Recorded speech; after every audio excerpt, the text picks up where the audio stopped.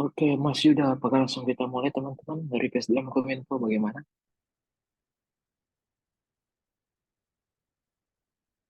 Sepertinya menunggu 3 menit lagi, Mas Daniel. Oh, Eh, oke, oke. Baik, baik. Oke, untuk teman-teman semuanya, terima kasih telah bergabung. Dan jangan lupa untuk dipasang untuk virtual background-nya supaya kita sama. Dan juga terima kasih atas perhatiannya. Untuk Mas Angga masih di Bangkok, di Konken kah atau sudah balik Indonesia? Sudah di Indonesia, Mas. Oh, oke, siap, siap. Saya udah di daerah pegunungan ini. Di mana Mas Angga tinggal sekarang? Ini lagi posisi kerja di Endrekang, Mas, di Sulawesi Selatan. Oh, Iya. wow, keren ya.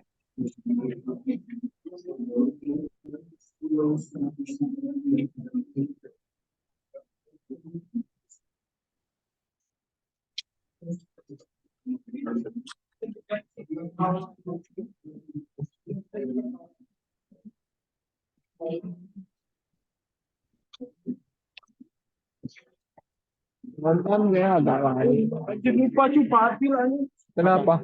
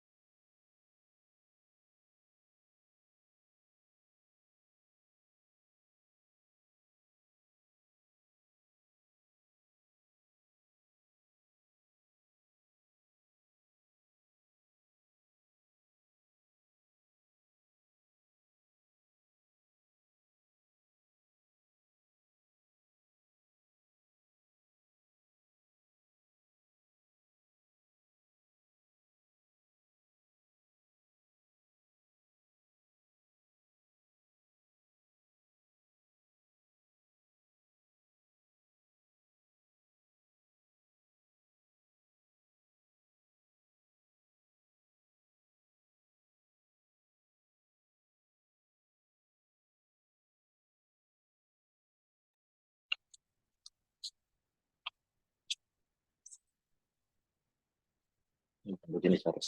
Ini udah buka. Ini udah buka.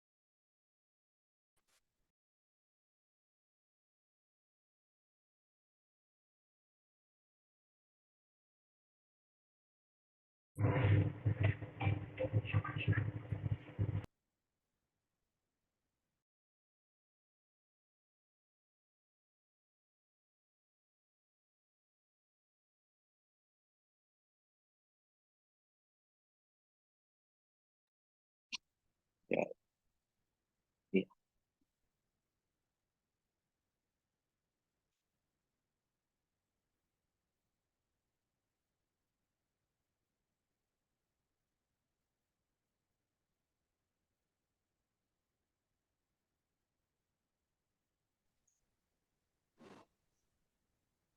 Masuk nih ya.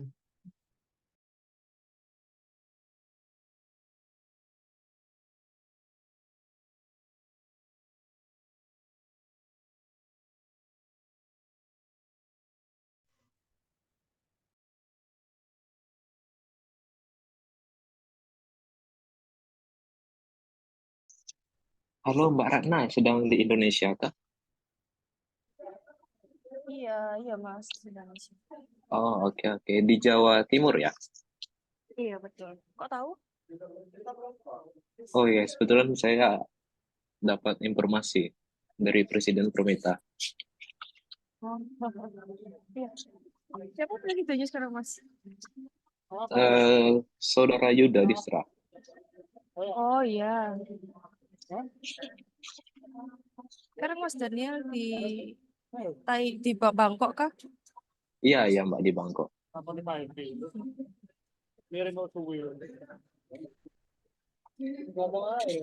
Jangan apa? Kalau di Bangkok sama waktunya sama di Jawa Timur. Cuman dengan Mas Angga beda 1 jam ya? Betul, Mas. Kami lebih dulu sejam karena waktu Oh, Indonesia Tengah. siap, Sulawesi siap, Selatan kan siap, waktu Indonesia Tengah. siap, siap. Besar kali ya, Indonesia. Oke, teman-teman dari PSDM Kominfo, apakah bisa kita mulai atau masih ada yang ditunggu pesertanya? Bagaimana, Mas Yuda? Narasumber pertama kita sepertinya belum join, Mas. Sudah masuk. Bentar lagi aja, Mas. Nggak apa. Oh, bentar lagi ya. Iya, Niel. Bentar.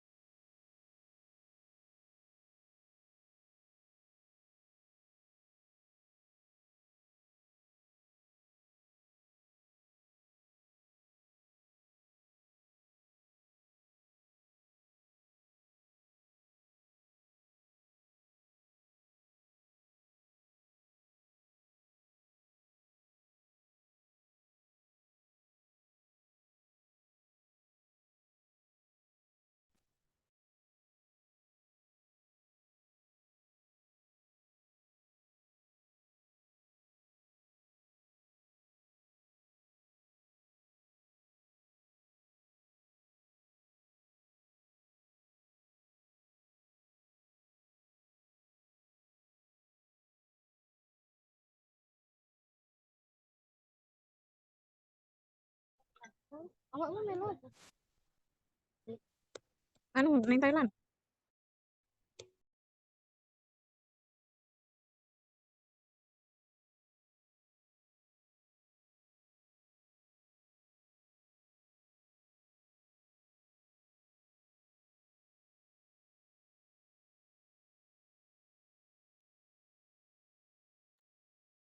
Iya, dari teman-teman, saya dapat informasi dari Mbak Ratna ya. Dari teman-teman UNESA ada yang gabung di sini ya?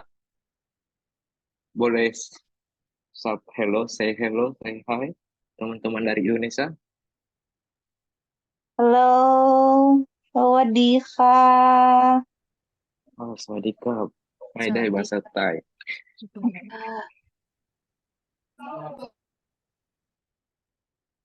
Ini teman-teman yang dari UNESA karena dihitung SKS mau join di sini atau memang ingin mengembangkan soft skill ya?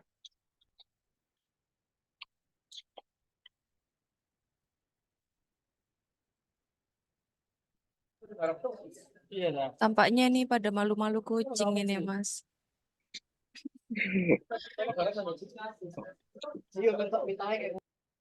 Mbak Ratna Mbak sudah Ratna ngajak sepertinya daftar. Maaf, suara saya apakah terdengar? Terdengar, Mbak. ya sudah terdengar, Bu. Iya, terdengar.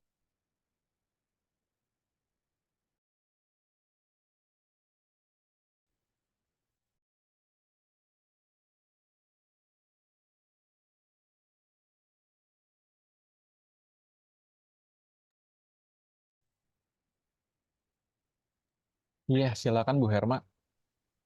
Monggo, Bu, jika masih ingin cek suara.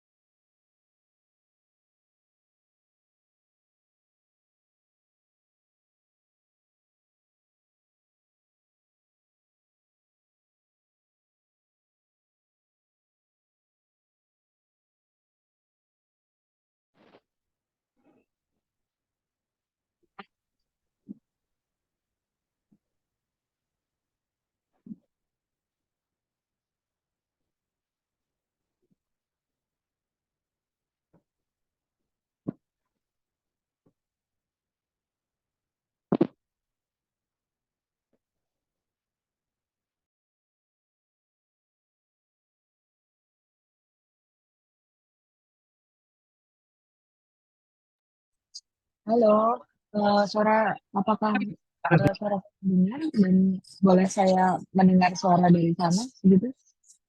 Karena saya sedang mengetes headset saya. Halo Ibu Irma, iya udah jelas Ibu. Maaf, bagaimana? Halo Ibu Irma, iya sudah jelas Bu. Oh, kayaknya belum sebentar. Ya, Ya, saya halo, Bu. masih pakai speaker. Bentar. Siap. Oke, siap, Bu.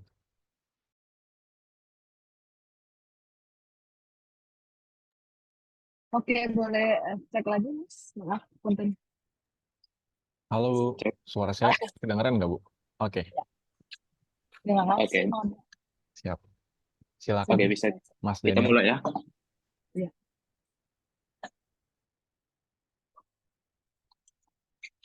Assalamualaikum warahmatullahi wabarakatuh. Selamat sore hadirin yang berbahagia, narasumber dan para peserta yang saya banggakan. Saya Daniel Tua Purba sebagai moderator dan MC untuk memandu acara ini, Academic Communication Talks yang luar biasa ini. Semoga kita semua mendapat manfaat besar dari acara ini. Sebelum memulai, izinkan saya untuk menyampaikan susunan acara yang telah kami siapkan. Pertama-tama, kita akan memulai dengan sambutan dari Presiden Perminta, Saudara Yuda. Setelah itu, kita akan mengadakan momen bersama kita dalam sesi foto. Kemudian saya akan memaparkan CV dari narasumber kita. Hari ini ada 2 narasumber, Ibu Herma dan Mas Angga. Setelah itu kita akan mendengarkan sesama presentasi dan pemateri tentang topik pertama dan kedua. Dan setelah kedua pemateri menyampaikan materinya, kita akan ada sesi tanya jawab yang diharapkan bisa berinteraksi langsung dengan pemateri, interaksi dua arah agar acara tersebut dapat berlangsung dengan baik dan hikmat. Terakhir, kita akan mengakhiri acara kita dengan sertifikat, pemberian sertifikat kepada pemateri. sebelum saya memberikan penutup. Sebelum kita mulai acara ini, mari kita berdoa bersama. Saya mengundang teman-teman untuk berdoa bersama sesuai keyakinan masing-masing. Berdoa dimulai.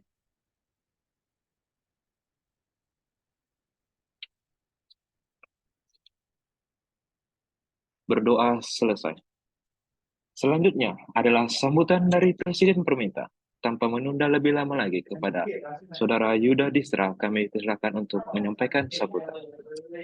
Baik, terima kasih teman-teman semuanya. Terima kasih Daniel sebagai MC sudah menyampaikan pembukaan.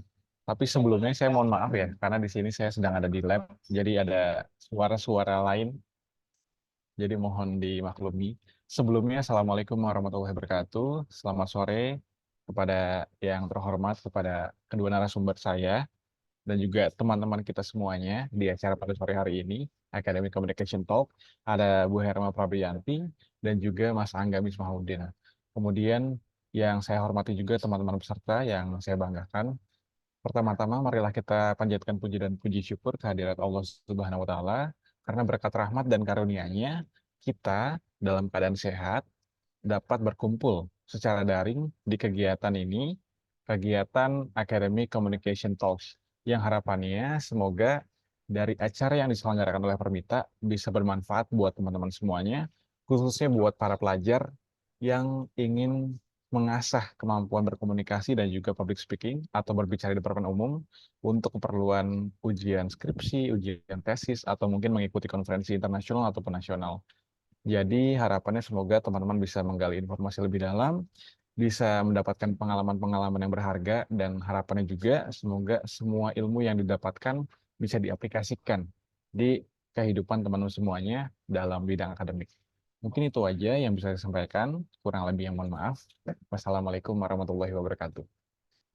Waalaikumsalam warahmatullahi wabarakatuh. Baik, terima kasih Saudara Yuda. Selanjutnya adalah kita lanjutkan dengan momen yang sangat spesial, yaitu foto bersama. Kami ingin menyimpan kenangan indah dan acara ini melalui sesi foto bersama. Maka dari itu, saya mohon kepada semua partisipan yang hadir untuk menyalakan kameranya. Dan juga saya minta bantuan kepada Mas Rofi dari Kominfo untuk membantu pengambilan gambar.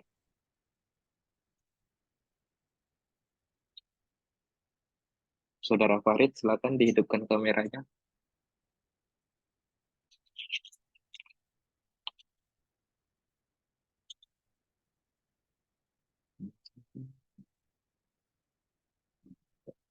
Oke, teman-teman, silakan kameranya dihidupkan.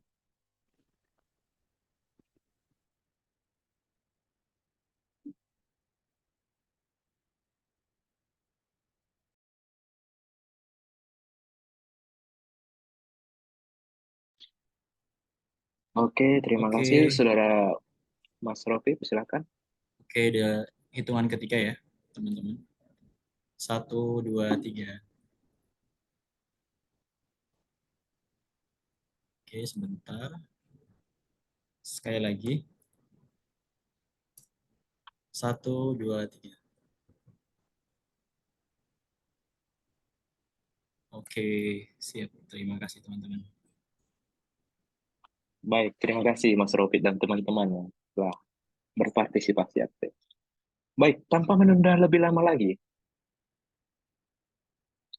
mari kita lanjutkan penyampaian materi oleh Ibu Herma Retno Prabayanti. Sebelum Ibu menyampaikan materi, izinkan saya untuk menyampaikan CV beliau.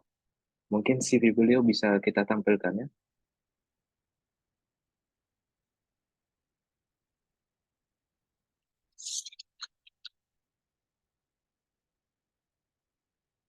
Jadi beliau alumni dari S1 dari Universitas Surabaya seperti yang bisa kita lihat di layar, kemudian S2-nya di Universitas Airlangga Surabaya, Master of Media and Communication, dan sekarang sebagai doktor kandidat di Universitas Negeri Surabaya. Dan beliau juga aktif sebagai dosen dan direktur Media Development Director by UNESA dan Content Creator. Dan juga beliau berpengalaman sebagai di TVRI Jawa Timur, di Metro TV, dan Trans 7, GTV, dan Komisi Informasi Jawa Timur. Wow, luar biasa ya. Ini benar-benar kita akan dilatih sebagai public speaking. Baik, terima kasih atas penampilan CV-nya. Dan tidak sabar ya teman-teman, kita menunggu penyampaian materi oleh Ibu Herma Reno Prabayanti, SEFBM Komunikasi, kepada Ibu Herma Prabayanti. Mengasah komunikasi dan public speaking yang baik. Waktu dan tempat kami persilakan. Baik, terima kasih teman-teman Purnita dan moderator serta Mas Yuda selaku Presiden Purnita. Terima kasih memberikan saya kesempatan untuk menyapa teman-teman di Thailand melalui online hari ini.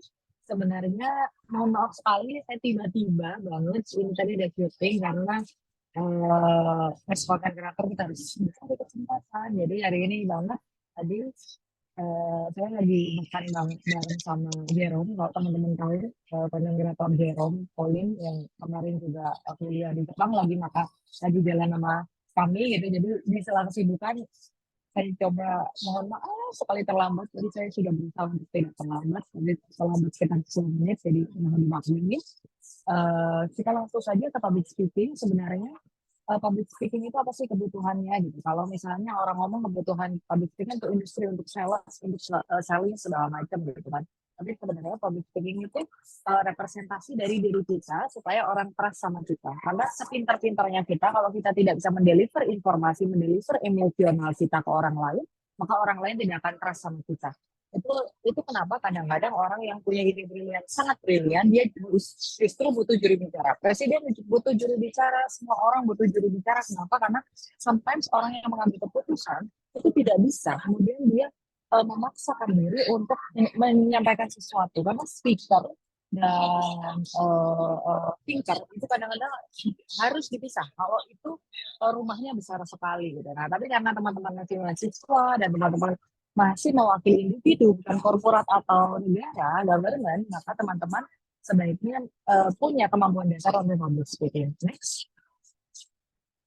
Boleh? Oke. Perkenalkan, sebelumnya saya adalah Herma Prabayanti, saya sebagai dosen komunikasi. Pengalaman saya di bidang public speaking di kelas dan juga di media mainstream. Jadi saya akan sharing-sharing aja ke teman-teman gimana caranya menyamankan orang lain bisa mendengarkan kita. Karena sebenarnya yang paling sulit adalah bagaimana orang mendengar kita, bukan bagaimana orang mengerti kita. Kalau orang mengerti kita, itu sebenarnya mudah. Ada strateginya, misalnya strategi frase, kata, dan sebagainya gitu ya. Tapi orang mau mendengarkan, itu susah sekali. Gitu. Jadi, next boleh.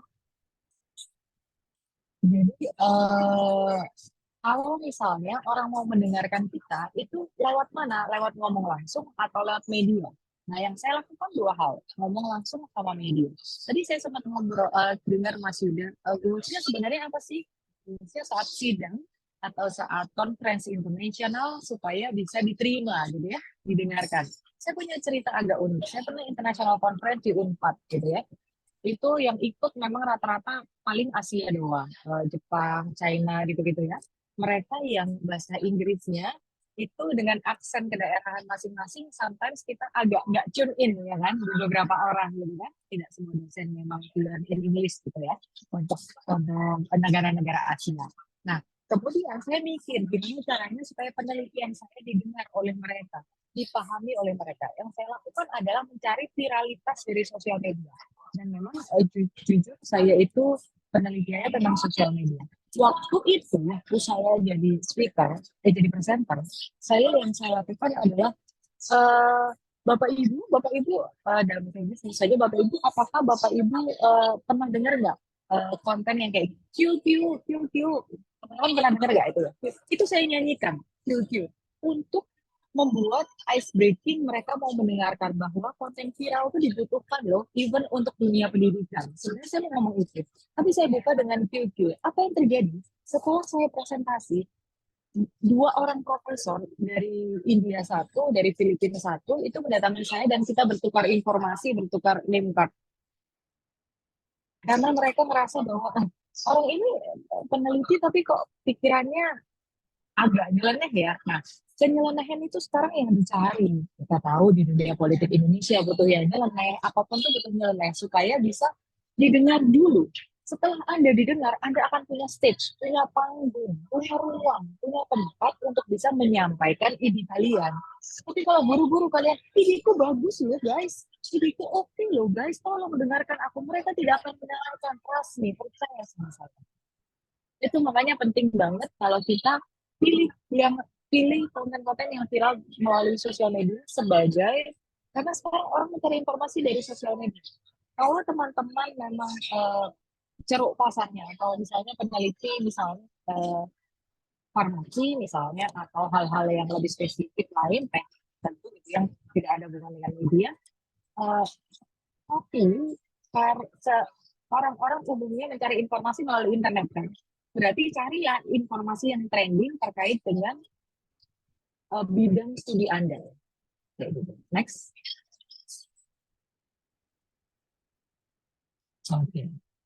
Oke. Kalau tadi kita ngomong public speaking, saya selalu mengaitkan dengan sosial media. Pada saat Anda berhasil ngomong di sosial media, didengarkan di sosial media, maka yang lainnya selesai. Saran saya, mungkin kalau belum pede, buat aja konten di sosial media, dikunci kontennya. Tapi nanti konten itu kemudian ditanyakan ke orang-orang sekeliling kita udah oke atau belum. Menurut saya, pelajaran paling mudah untuk public speaking dia di konten. Karena Anda lihat langsung kok videonya. Anda mendengar langsung tone suara Anda. Anda tahu ini dasarnya. Anda tahu openingnya di mana. Call to actionnya apa. Anda tahu bagaimana membangun amazing opening. Maka dari itu rugi kalau Anda tidak menggunakan sosial media. Karena pada saat nanti Anda menggunakan sosial media, Anda bisa menjadi influencer. Itu beberapa pencapaian orang. Tapi tidak harus menjadi influencer. Setidaknya Anda bisa mengevaluasi diri Anda melalui video atau konten-konten yang Anda buat di sosial media. Kayak gitu. Oke, boleh next. Nah, sebenarnya kesuksesan itu ada di mana sih? Kesuksesan public speaking itu ada di mana sih? Di kita sendiri. Parameter sukses atau gagal siapa yang bilang? Kita sendiri. Nah, itu yang harus kita rumuskan. Pada saat ini menjadi public speaker yang baik, maka kita harus tahu target kesuksesan kita apa, dan parameternya bagaimana mencapainya. Sudah, kita akan bisa sukses. Jangan membandingkan kesuksesan Anda dengan saya. Jangan membandingkan kesuksesan Anda dengan orang lain. Karena tidak sama. Misalnya, aku merasa aku sebagai public speaker sudah cukup kok. Merasa cukup sukses kalau orang sudah menaruh handphonenya dan melihat saya ngomong. Sukses cukup. Tapi ada lagi, saya belum cukup itu sukses. Sukses bagi saya kalau sebagai public speaker, ada orang bertanya, berkomunikasi, dua arah dengan saya, itu baru sukses. Kalau dia satu arah dengarkan doang, itu nggak sukses. Nah, taruh parameter kesuksesan Anda sendiri. Dan itu apakah salah? Tidak ada yang salah. Bagi saya ilmu public speaking tidak ada yang benar dan salah, tapi ilmu public speaking adalah yang sesuai sama kita, yang fit dengan community kita, yang fit dengan kebutuhan kita, sama dengan sosial media. Sosial media itu sebenarnya diterapkan di hal-hal yang kecil itu juga bisa. Terapkan di kelas itu bisa. Misalnya kita ngomong di kelas, di konferensi dengan dosen, dengan dosen pembimbing, dengan Anda dosen pembimbing itu harus juga punya kemampuan public speaking. Contoh, sekarang lagi sekolah S3 dengan saya, dan kesuksesan bagi saya adalah bisa meyakinkan promotor dan co-promotor saya yang mereka itu sebenarnya punya dua tipe karakteristik yang berbeda. Yang satu santai banget, nggak suka bertele. Sekarang mau tanya, telepon saya nggak apa-apa, ngomong 5 menit selesai tutup beres.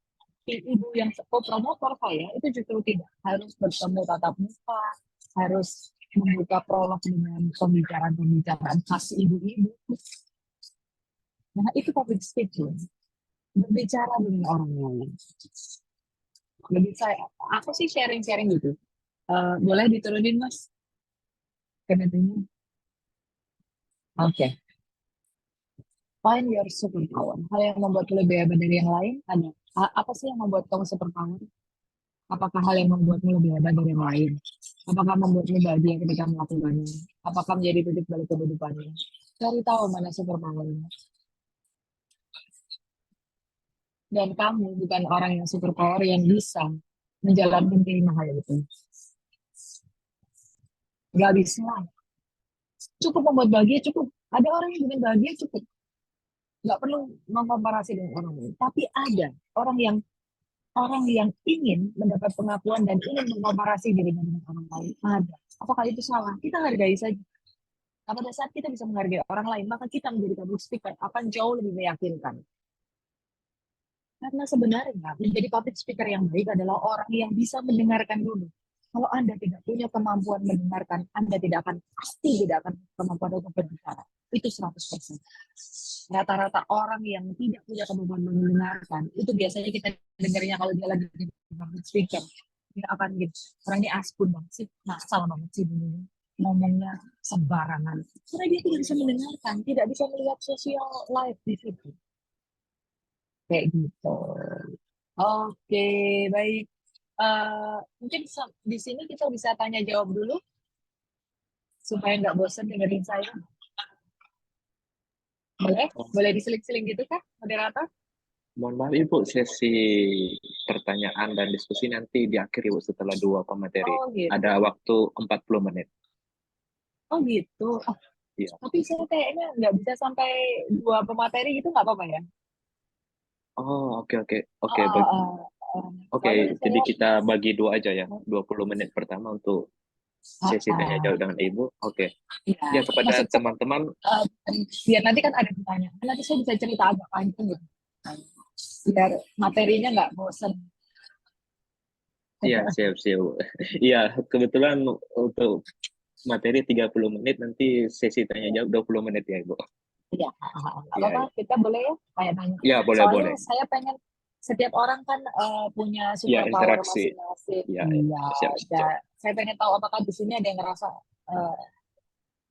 sudah punya kekuatan super dalam hidupnya, sudah bisa mengidentifikasi kekuatan super. Kira-kira ada nggak yang sudah punya? Boleh dong, present. Boleh di PPT-nya diturunin aja di apa? Di off kan? Di off kan PPT-nya. Di off kan saya mau siapa tahu ada yang ini di maksudnya tanpa PPT gitu. Nah, cakep. Kira-kira ada nggak teman-teman yang udah pernah mengidentifikasi superpower gitu? Ada nggak? Ini ada yang manggut-manggut nih, Mut ya. Makanya tadi PPT-nya minta saya off kan, supaya saya bisa lihat yang manggut-manggut, yang senyum-senyum, bisa kayak serasa kita satu ruangan. Gitu. Iya, teman-teman silakan ya yang ingin ada Berekspresi. bertanya atau mengekspresikan dirinya secara langsung. Oke. Tidak lupa perkenalkan diri terlebih dahulu atau di chat box juga boleh. Nanti ada Oke. peserta interaktif ya. Nanti peserta interaktif ada hadiahnya 2 Toyota ya. Teman-teman gimana panitia? Ya, nanti akan diinformasikan dari grup WhatsApp ya teman-teman yang interaktif. Oke, silakan ini teman-teman. ada Mas Fahri Pangestu. Mas Daniel, ada Mas Fahri Pangestu. Oke, silakan Saudara Fahri ya. Iya, Fahri dari konten ya. Dan nanti selanjutnya ada Mas Angga. Silakan. Oke, baik. Terima kasih banyak Mas Daniel atas kesempatannya. Apakah suara Fahri terdengar dengan jelas, Mas Daniel? Oke, jelas. Siap. Baik. Halo Ibu Herma. It's an honor for us ya untuk bisa kedatangan Ibu di acara kita pada siang hari ini. Fahri juga tadi senang banget lihat materi dari awal sampai di pertengahan ini, dan ada beberapa poin yang Fahri rasa juga relate dan juga pentingnya Ibu terkait dengan sebenarnya public speaking itu nggak ada aturan dan yang nggak ada yang pakem gitu, harus seperti ini, harus seperti ini. Itu Fahri setuju banget. Dan Fahri juga pengen sharing aja sih Bu ke Ibu gitu ya. Apakah apa yang Fahri lakukan sekarang itu benar atau enggak gitu loh terkait dengan public speaking yang sudah pernah Fahri jalankan seperti itu.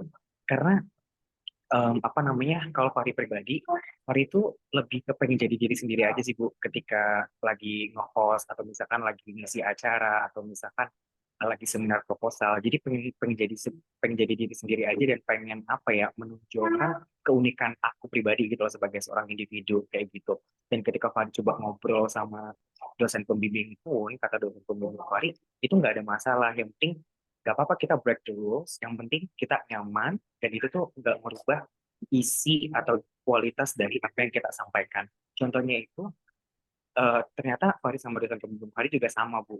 Karena dosen pembimbing Fahri itu, misalkan beliau diundang gitu ya untuk ngisi acara kayak kelas apa namanya kuliah umum kayak research method, beliau itu selalu menggunakan tema-tema gitu. Misalkan beliau dress apa ya, kayak dress up gitu loh. Jadi kayak misalkan temanya Barbie, nanti beliau pakai Barbie, pakai wig gitu-gitu.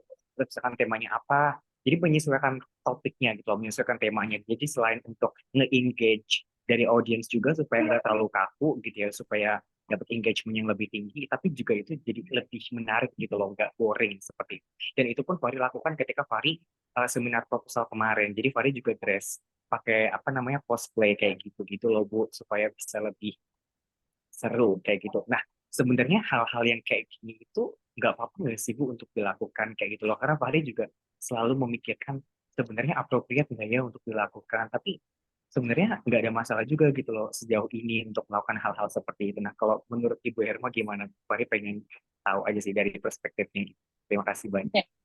Oke, Fahri. Saya ke Fahri aja dulu ya, Mas Daniel ya. Saya jawab dulu karena biar. Siap. Jadi sebenarnya tidak ada yang benar dan salah. Tapi ada yang salah saat audiens tidak menerima. Penerimaan audiens itu yang sangat penting. Jadi misalnya, Anda kan suka yang nyeleneh. Audiens Anda suka nyeleneh nggak? Kalau audiens Anda nggak suka nyeleneh, maka Anda salah. Nah, yang penting pertama kali harus dikuasai oleh public speaker adalah mengenali audiens dan mengenali dirinya. Apakah cocok atau tidak. Jika audiens tidak dirubah, maka diri kita harus merubah supaya kita bisa diterima oleh audiens.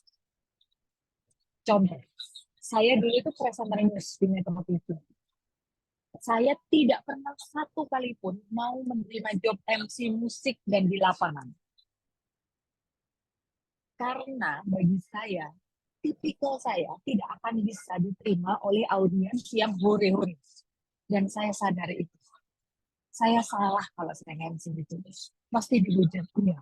Apakah itu saya tidak pede? Bukan. Tapi saya menyadari bahwa tidak ada penerimaan dari audiens yang bersangkutan.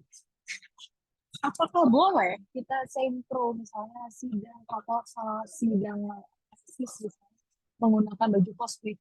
Boleh. Tapi apakah diterima oleh audiens yaitu penguji? Itu pertanyaannya. Itu aja. Jadi kalau saya bilang itu semua bebas. Tapi bersyarat. Bersyaratnya adalah kita mengenali audiens banget.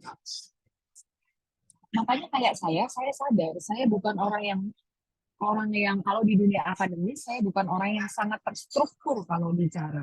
Maka saya selalu membuka dengan clickbait. Amazing openingnya itu dengan clickbait. Entah saya kemudian melucu atau apa. Tapi apabila saya harus di konferensi yang begitu serius, maka biasanya saya akan menggunakan teks. Saya tidak akan menjadi diri saya sendiri. Karena pada saat saya menjadi diri sendiri, saya tidak diterima oleh audiens. Itu pentingnya mengenali audiens. Bahkan setiap saya menjadi public speaker dimanapun, misalnya conference, itu sebelum mulai conference itu kan kita mesti dikasih tahu ya, nanti ruangannya, misalnya baru registrasi kan dikasih tahu, nanti ruang conference misalnya di kelas A, B, C, gitu, atau apa gitu ya, kan kelasnya kecil-kecil semua kelas kan, itu saya mesti visit teman-teman itu. Karena saya harus memastikan di situ audiensnya berapa, bentuk ruangannya seperti apa, apakah saya menggunakan mic atau tidak, AC-nya dingin atau tidak, sehingga wardrobe yang saya pakai harus saya tahu seperti apa, sampai sedetail itu. Maka biasanya kalau saya jadi pembicara offline, saya mesti nanya foto ruangannya kayak apa. Sampai kayak gitu. Saya pelajari audiensnya. Pasti bagi para pengundang kan lebay banget sih. Biasanya kalau saya diundang menjadi narasumber kan suka ada riders gitu ya. Ridersnya itu termasuk loh. Minta saya foto, saya minta difotoin, terus saya minta riders itu. Karena terus saya minta spesifikasi audiensnya, saya minta. Karena fungsinya buat saya menyesuaikan diri. Atau saya bisa jadi pada saat tahu ruangannya, tahu tempatnya, itu saya nggak mau menerima itu bisa. Nggak cocok bagi saya. Apakah saya sombong? Loh, kita boleh memilih dan kita bisa dipilih. Kita harus sadar dari legowo itu. Nggak selalu kita tidak selalu sadar, kita tidak selalu diterima, kita tidak selalu harus menerima orang lain. Itu yang harus kita sadarkan. Saya sih pengennya ngomong ke orang, apakah kemudian, oh, Bu Herma ini sok-sokan banget sih, nggak bakal ini. Bukan sok-sokan, mungkin ada sesuatu yang saya jaga. Atau misalnya begini, saya ngundang Fahri jadi MC. Fahri bilang, oh nggak jadi deh Bu, saya nggak jadi nerima job MC dari Ibu. Oh, saya harus legowo, oke. Itu memang jangan-jangan kalau Fahri ngejob MC di saya, bukan dia tebang pilih, tapi jangan-jangan ada sesuatu yang harus dia lindungi dengan skema yang lebih besar. Positive thinking itu akan membuat kita menjadi public speaker yang jauh lebih percaya diri dan jauh lebih punya empati terhadap audiens. Dan saat kita punya empati dengan audiens, maka kita akan bisa menyesuaikan diri dan omongan apapun serta attitude apapun yang kita keluarkan akan bisa diterima oleh audiens. Gitu ya, Faris. Makasih banyak ya Ibu ya, makasih banyak. Masalah. Ya. Oke, selanjutnya Mas Dani. Baik, selanjutnya Mas Angga ya, tadi lebih dahulu. Udah aman Mas, tadi jawaban dari Bu Herma ada terselip yang ingin saya tanyain. Oke, siap. Selanjutnya ada Mbak Mutia, waktu dan tempat dipersilakan. Oke, sebelumnya terima kasih. Assalamualaikum juga untuk Assalamualaikum, nama saya Mutia. Salam kenal juga untuk Ibu Herma. Izin saya ingin bertanya, saya ini kan sebenarnya guru gitu ya. Lalu Sama kayak saya dulunya. iya, saya guru dan saya ini juga sebenarnya lebih ke guru online gitu ya, Bu. Tutor satu bahasa gitu. Nah, kadang-kadang di pertengahan jalan murid-murid saya ini juga ada merasa boring gitu ya. Apalagi kayak ini kan bahasa asing gitu ya. Jadi ada nggak ya Bu kira-kira masukan dari Ibu atau saran-saran gimana sih supaya komunikasi yang baik gitu ya, komunikasi yang menyenangkan, apalagi kita kan secara daring gitu ya, nggak tatap muka secara langsung gitu juga. Apakah ada ide-ide dari Ibu yang supaya gimana sih ketika kita ngajar itu biar anak-anaknya itu nggak kayak berhenti gitu di tengah jalan gitu, kayak mungkin bosan atau gimana gitu. Oke, kalau saya bukan tipe orang yang bisa bercanda. Kalau saya memberikan masukan, mungkin umumnya adalah bercanda, ice breaking, umumnya. Tapi saya tidak punya kemampuan itu, jadi saya tidak bisa masuk ke ranah itu, tapi sebenarnya itu paling efektif. Tapi nggak tahu kenapa saya tahu Mbak Box. Kayak daring aja. Saya tahu kemampuan saya itu nggak bisa. Karena, tapi kalau tips saya, kemampuan saya itu adalah mengamati. Maka biasanya saya kalau Zoom meeting kayak gini, saya selalu jadi layar ini yang muncul tuh cuma teman-teman yang nyalain kamera. Karena bagi saya audiens saya itu, karena asumsi saya kalau yang nggak nyalain kamera berarti hanya mendengarkan dan dia tidak butuh interaktif gitu loh. Maksudnya dia butuh informasi tapi tidak butuh interaktif. Jadi tidak perlu kita engage kan. Yang butuh kita engage yang terlihat ini. Nah yang terlihat ini biasanya itu saya akan lihat wajahnya, sedetail kacamatanya, oh dia di mana. Makanya saya lebih suka sih sebenarnya nggak pakai virtual background itu lebih maksimal gitu. Karena kalau nggak pakai virtual background itu kan kita jadi lebih tahu ya lagi di mana, apa di mana gitu kan. Tapi kalau sebenarnya memang rata-rata kalau kursus kelas itu kan biasanya nggak ada. Saya kalau di kelas kan nggak ada virtual background kalau kelas online ya. Biasanya saya tuh kepo itu ibumu di belakang ngapain gitu. Kadang-kadang saya nyantuk gitu. Jadi apakah itu kepo gitu? Di kultur Indonesia itu nggak apa-apa. Saya nggak tahu ya di kultur negara lain ya. Tapi kalau di kultur negara Indonesia itu nggak apa-apa banget. Terus misalnya kayak tadi tiba-tiba saya minta turunin PPT itu, saya lebih nyaman seperti ini. Karena seperti ini engage-nya lebih kuat. Jadi kita kalau ketemu nanti di luaran itu kita bisa tahu itu udah kemarin ketemu di webinar gitu. Oh, saya jadi lebih tahu karena kalau ada PPT itu kayak yang keluar kan cuma 4-5 biji ya di sebelah kanan gitu ya. Di layar gitu kan nggak banyak orang.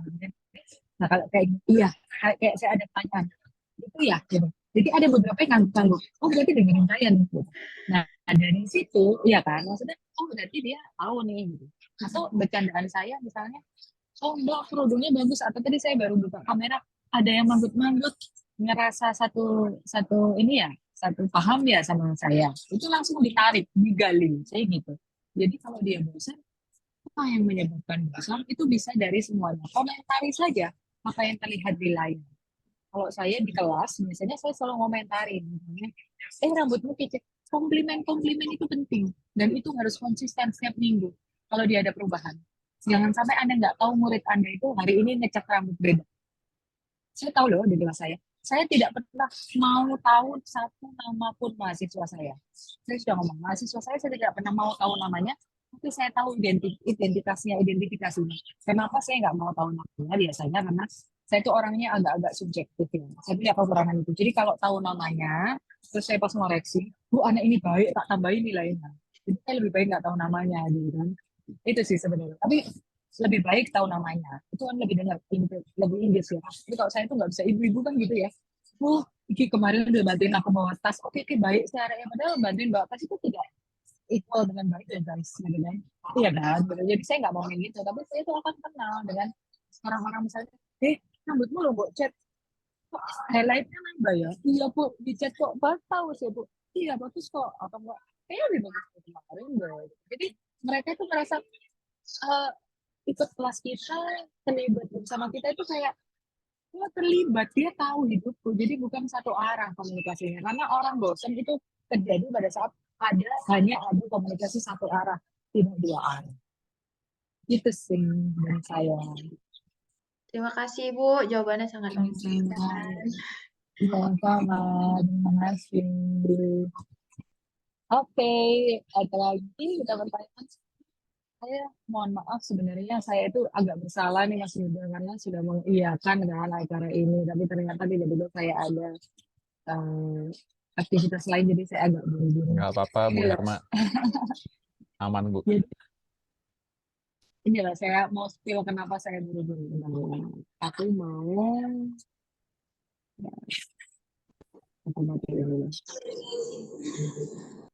lagi ama Jeron.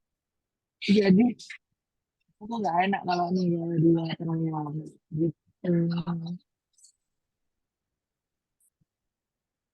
Gitu. Oke, yuk kita tanya-tanya. Dan aku di kafe tadinya udah niat banget di rumah ya. Itu gimana? Ada yang dalam waktu dekat akan sidang disertasi? Ayo silakan berikan reaksinya. Soalnya aku sekarang lagi struggling banget disertasinya, curhat banget. Udah 2 malam begadang ngerjain revisi sentro. Nggak kelar-kelar. Ini pejuang-pejuang ini bismillah yuk bismillah. Iya aku lo sampai ini curhat ya, aku lo sampai berpikir untuk mencari joki coba. Parah nggak sih? Karena hopeless. Akhirnya saya kemudian kenal ada teman yang mau bantuin nulis. Ini ice breaking ya, cerita aja. Ada teman yang mau bantuin nulis. Memang dia sering menjadi joki beberapa pejabat di Indonesia yang kuliah. Kan selalu pakai joki. Terus saya kirim lah naskahnya. Mbak, aku bingung mau nambahin apa. Ini udah oke, Mbak. Jangan overthinking terus, nanti nggak selesai-selesai. Dibalikin sama dia. Kacau. Tapi saya overthinking, jadi nggak saya naik-naikin dulu ke promotor karena menurut saya masih ada yang belum pas. Kalian ada nggak yang ngerasa overthinking?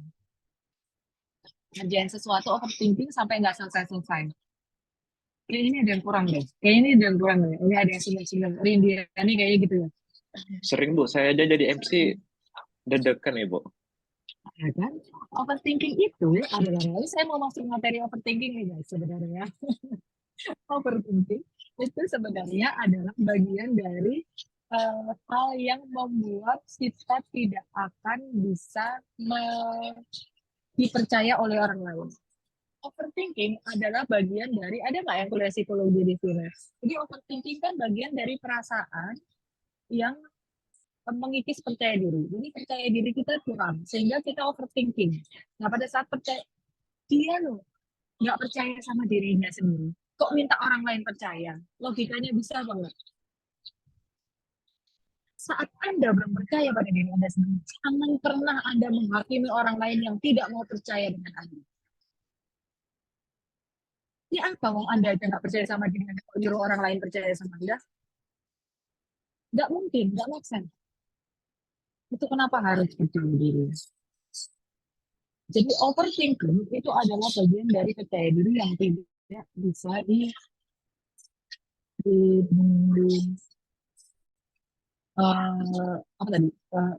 overthinking adalah bagian dari perilaku psikologis ya. Perasaan bukan psikologis, maaf.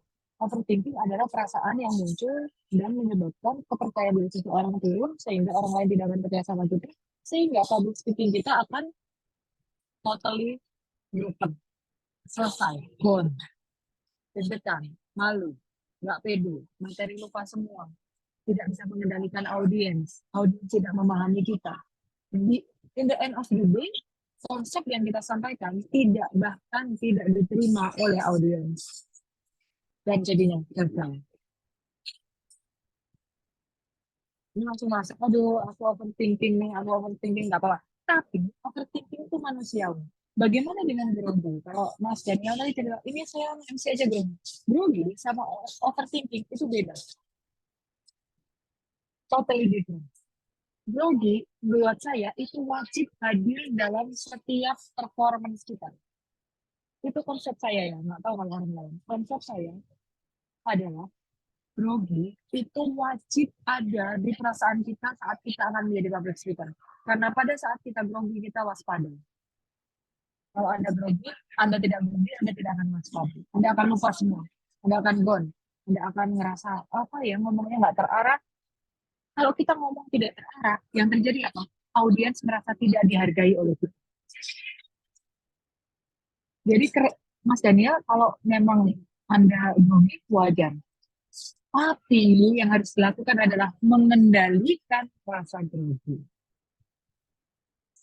Boleh, wajib ada, tapi dikendalikan. Nah, kalau Anda menjadi public speaker yang berhasil, berarti Anda bisa mengendalikan grogi. Anda tidak dikuasai oleh grogi. Bagaimana cara mengendalikan grogi? Setiap orang berbeda. Saya, cara mengendalikan grogi biasanya ya umum lah. Baca materi, mengenali audiens, ada yang sesimpel baca selawat, ada yang sesimpel berdoa dulu, itu sudah hilang, itu sudah terkendali groginya. Grogi itu akan biasanya muncul kembali pada saat Anda tidak bisa menguasai situasi. Misalnya orang nanya kita nggak tahu jawabannya, itu kan nggak terkendali nih situasi, langsung grogi. Berarti konsep grogi mengendalikan grogi adalah dengan mengendalikan situasi. Upaya mengendalikan situasi adalah menguasai materi, menguasai audiens, dan menguasai ambience yang ada di tempat Anda public speaking. Sesimpel itu sebenarnya public speaking. Gampang kan? Manual. Simple ya. Cuman orang-orang tuh saya nggak ngerti kenapa mikirnya public speaking itu susah banget. Itu adalah bakat. Itu bukan bakat, tapi itu kemauan. Grogi boleh, nggak masalah. Apakah grogi itu jelek? No. Apakah misalnya Mas Daniel Purba, banyak yang bilang kok jelek banget ya kalau jadi moderator, nggak oke lah. Kalau saya ya Mas Daniel ada yang bilang gitu. Nah kalau saya oke, saya nggak jadi moderator di sini, saya jadi moderator di ASEAN Summit, bener nggak? Oh, siap. Karena saya masih belajar, saya ingin mengembangkan diri, maka saya mulai dari sini. Lebih baik memulai dari tempat yang kecil, lebih baik memulai dari sesuatu yang sederhana daripada tidak memulai sama sekali. Sebenarnya ini motivator apa materi public speaking ya? Sekalian kok, dua-duanya. Soalnya public speaking itu sebenarnya kuncinya dari pikiran dan hati doang, nggak ada yang lain.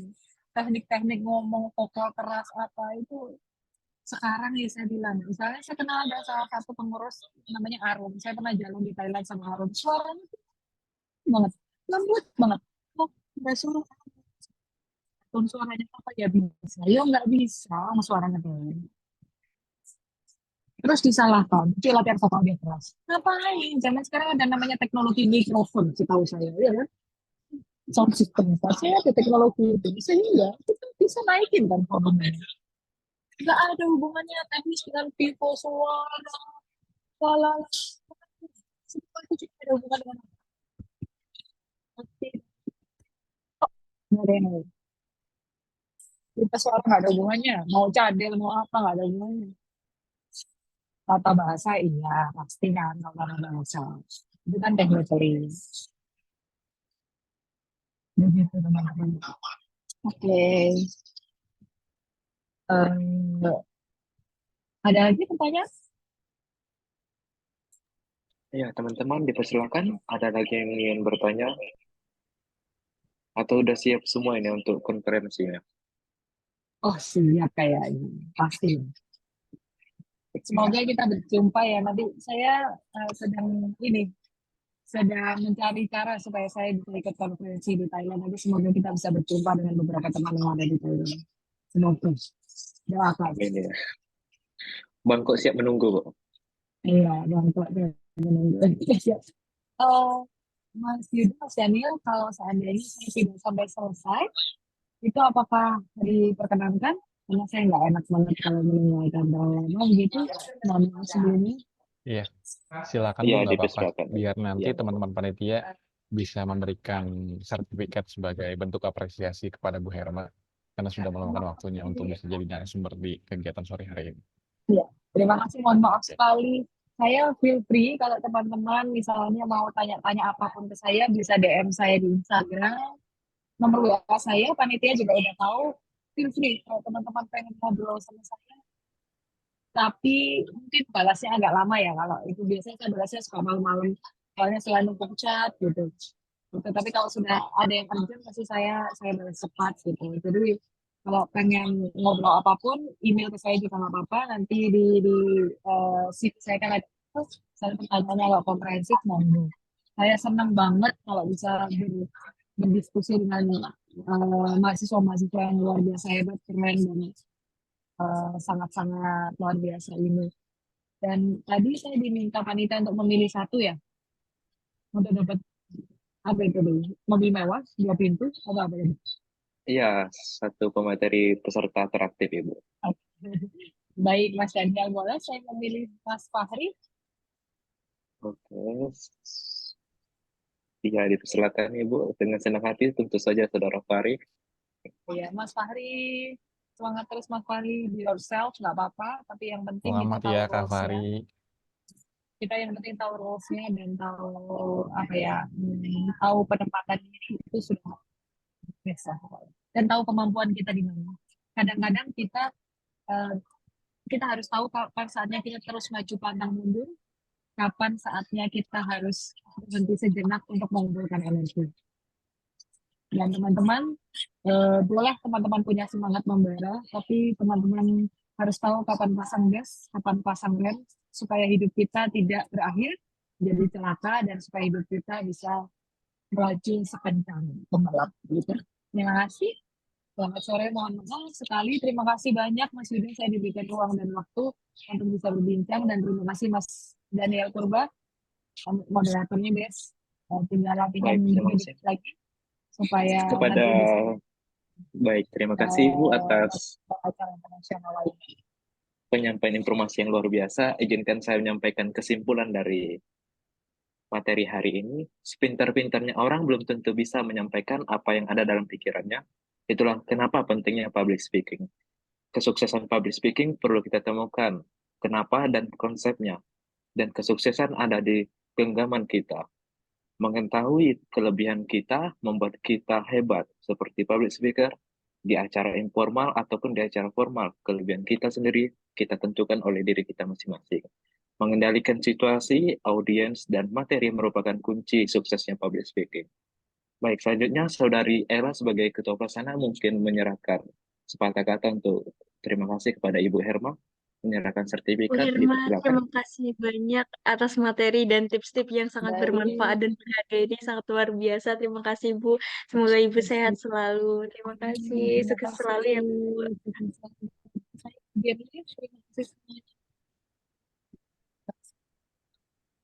Assalamualaikum warahmatullahi wabarakatuh. Terima kasih. Selamat sore.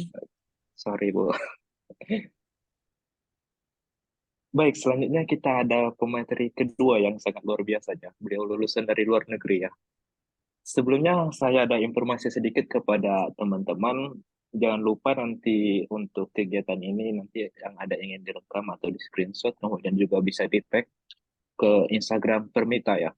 Permita maupun ke Instagram pemateri dipersilakan.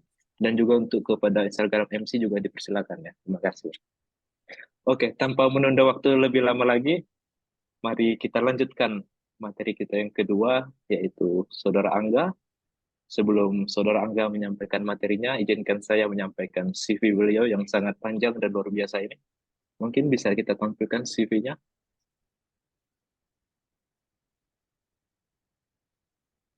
Oke, bisa teman-teman perhatikan CV beliau sangat panjang ya.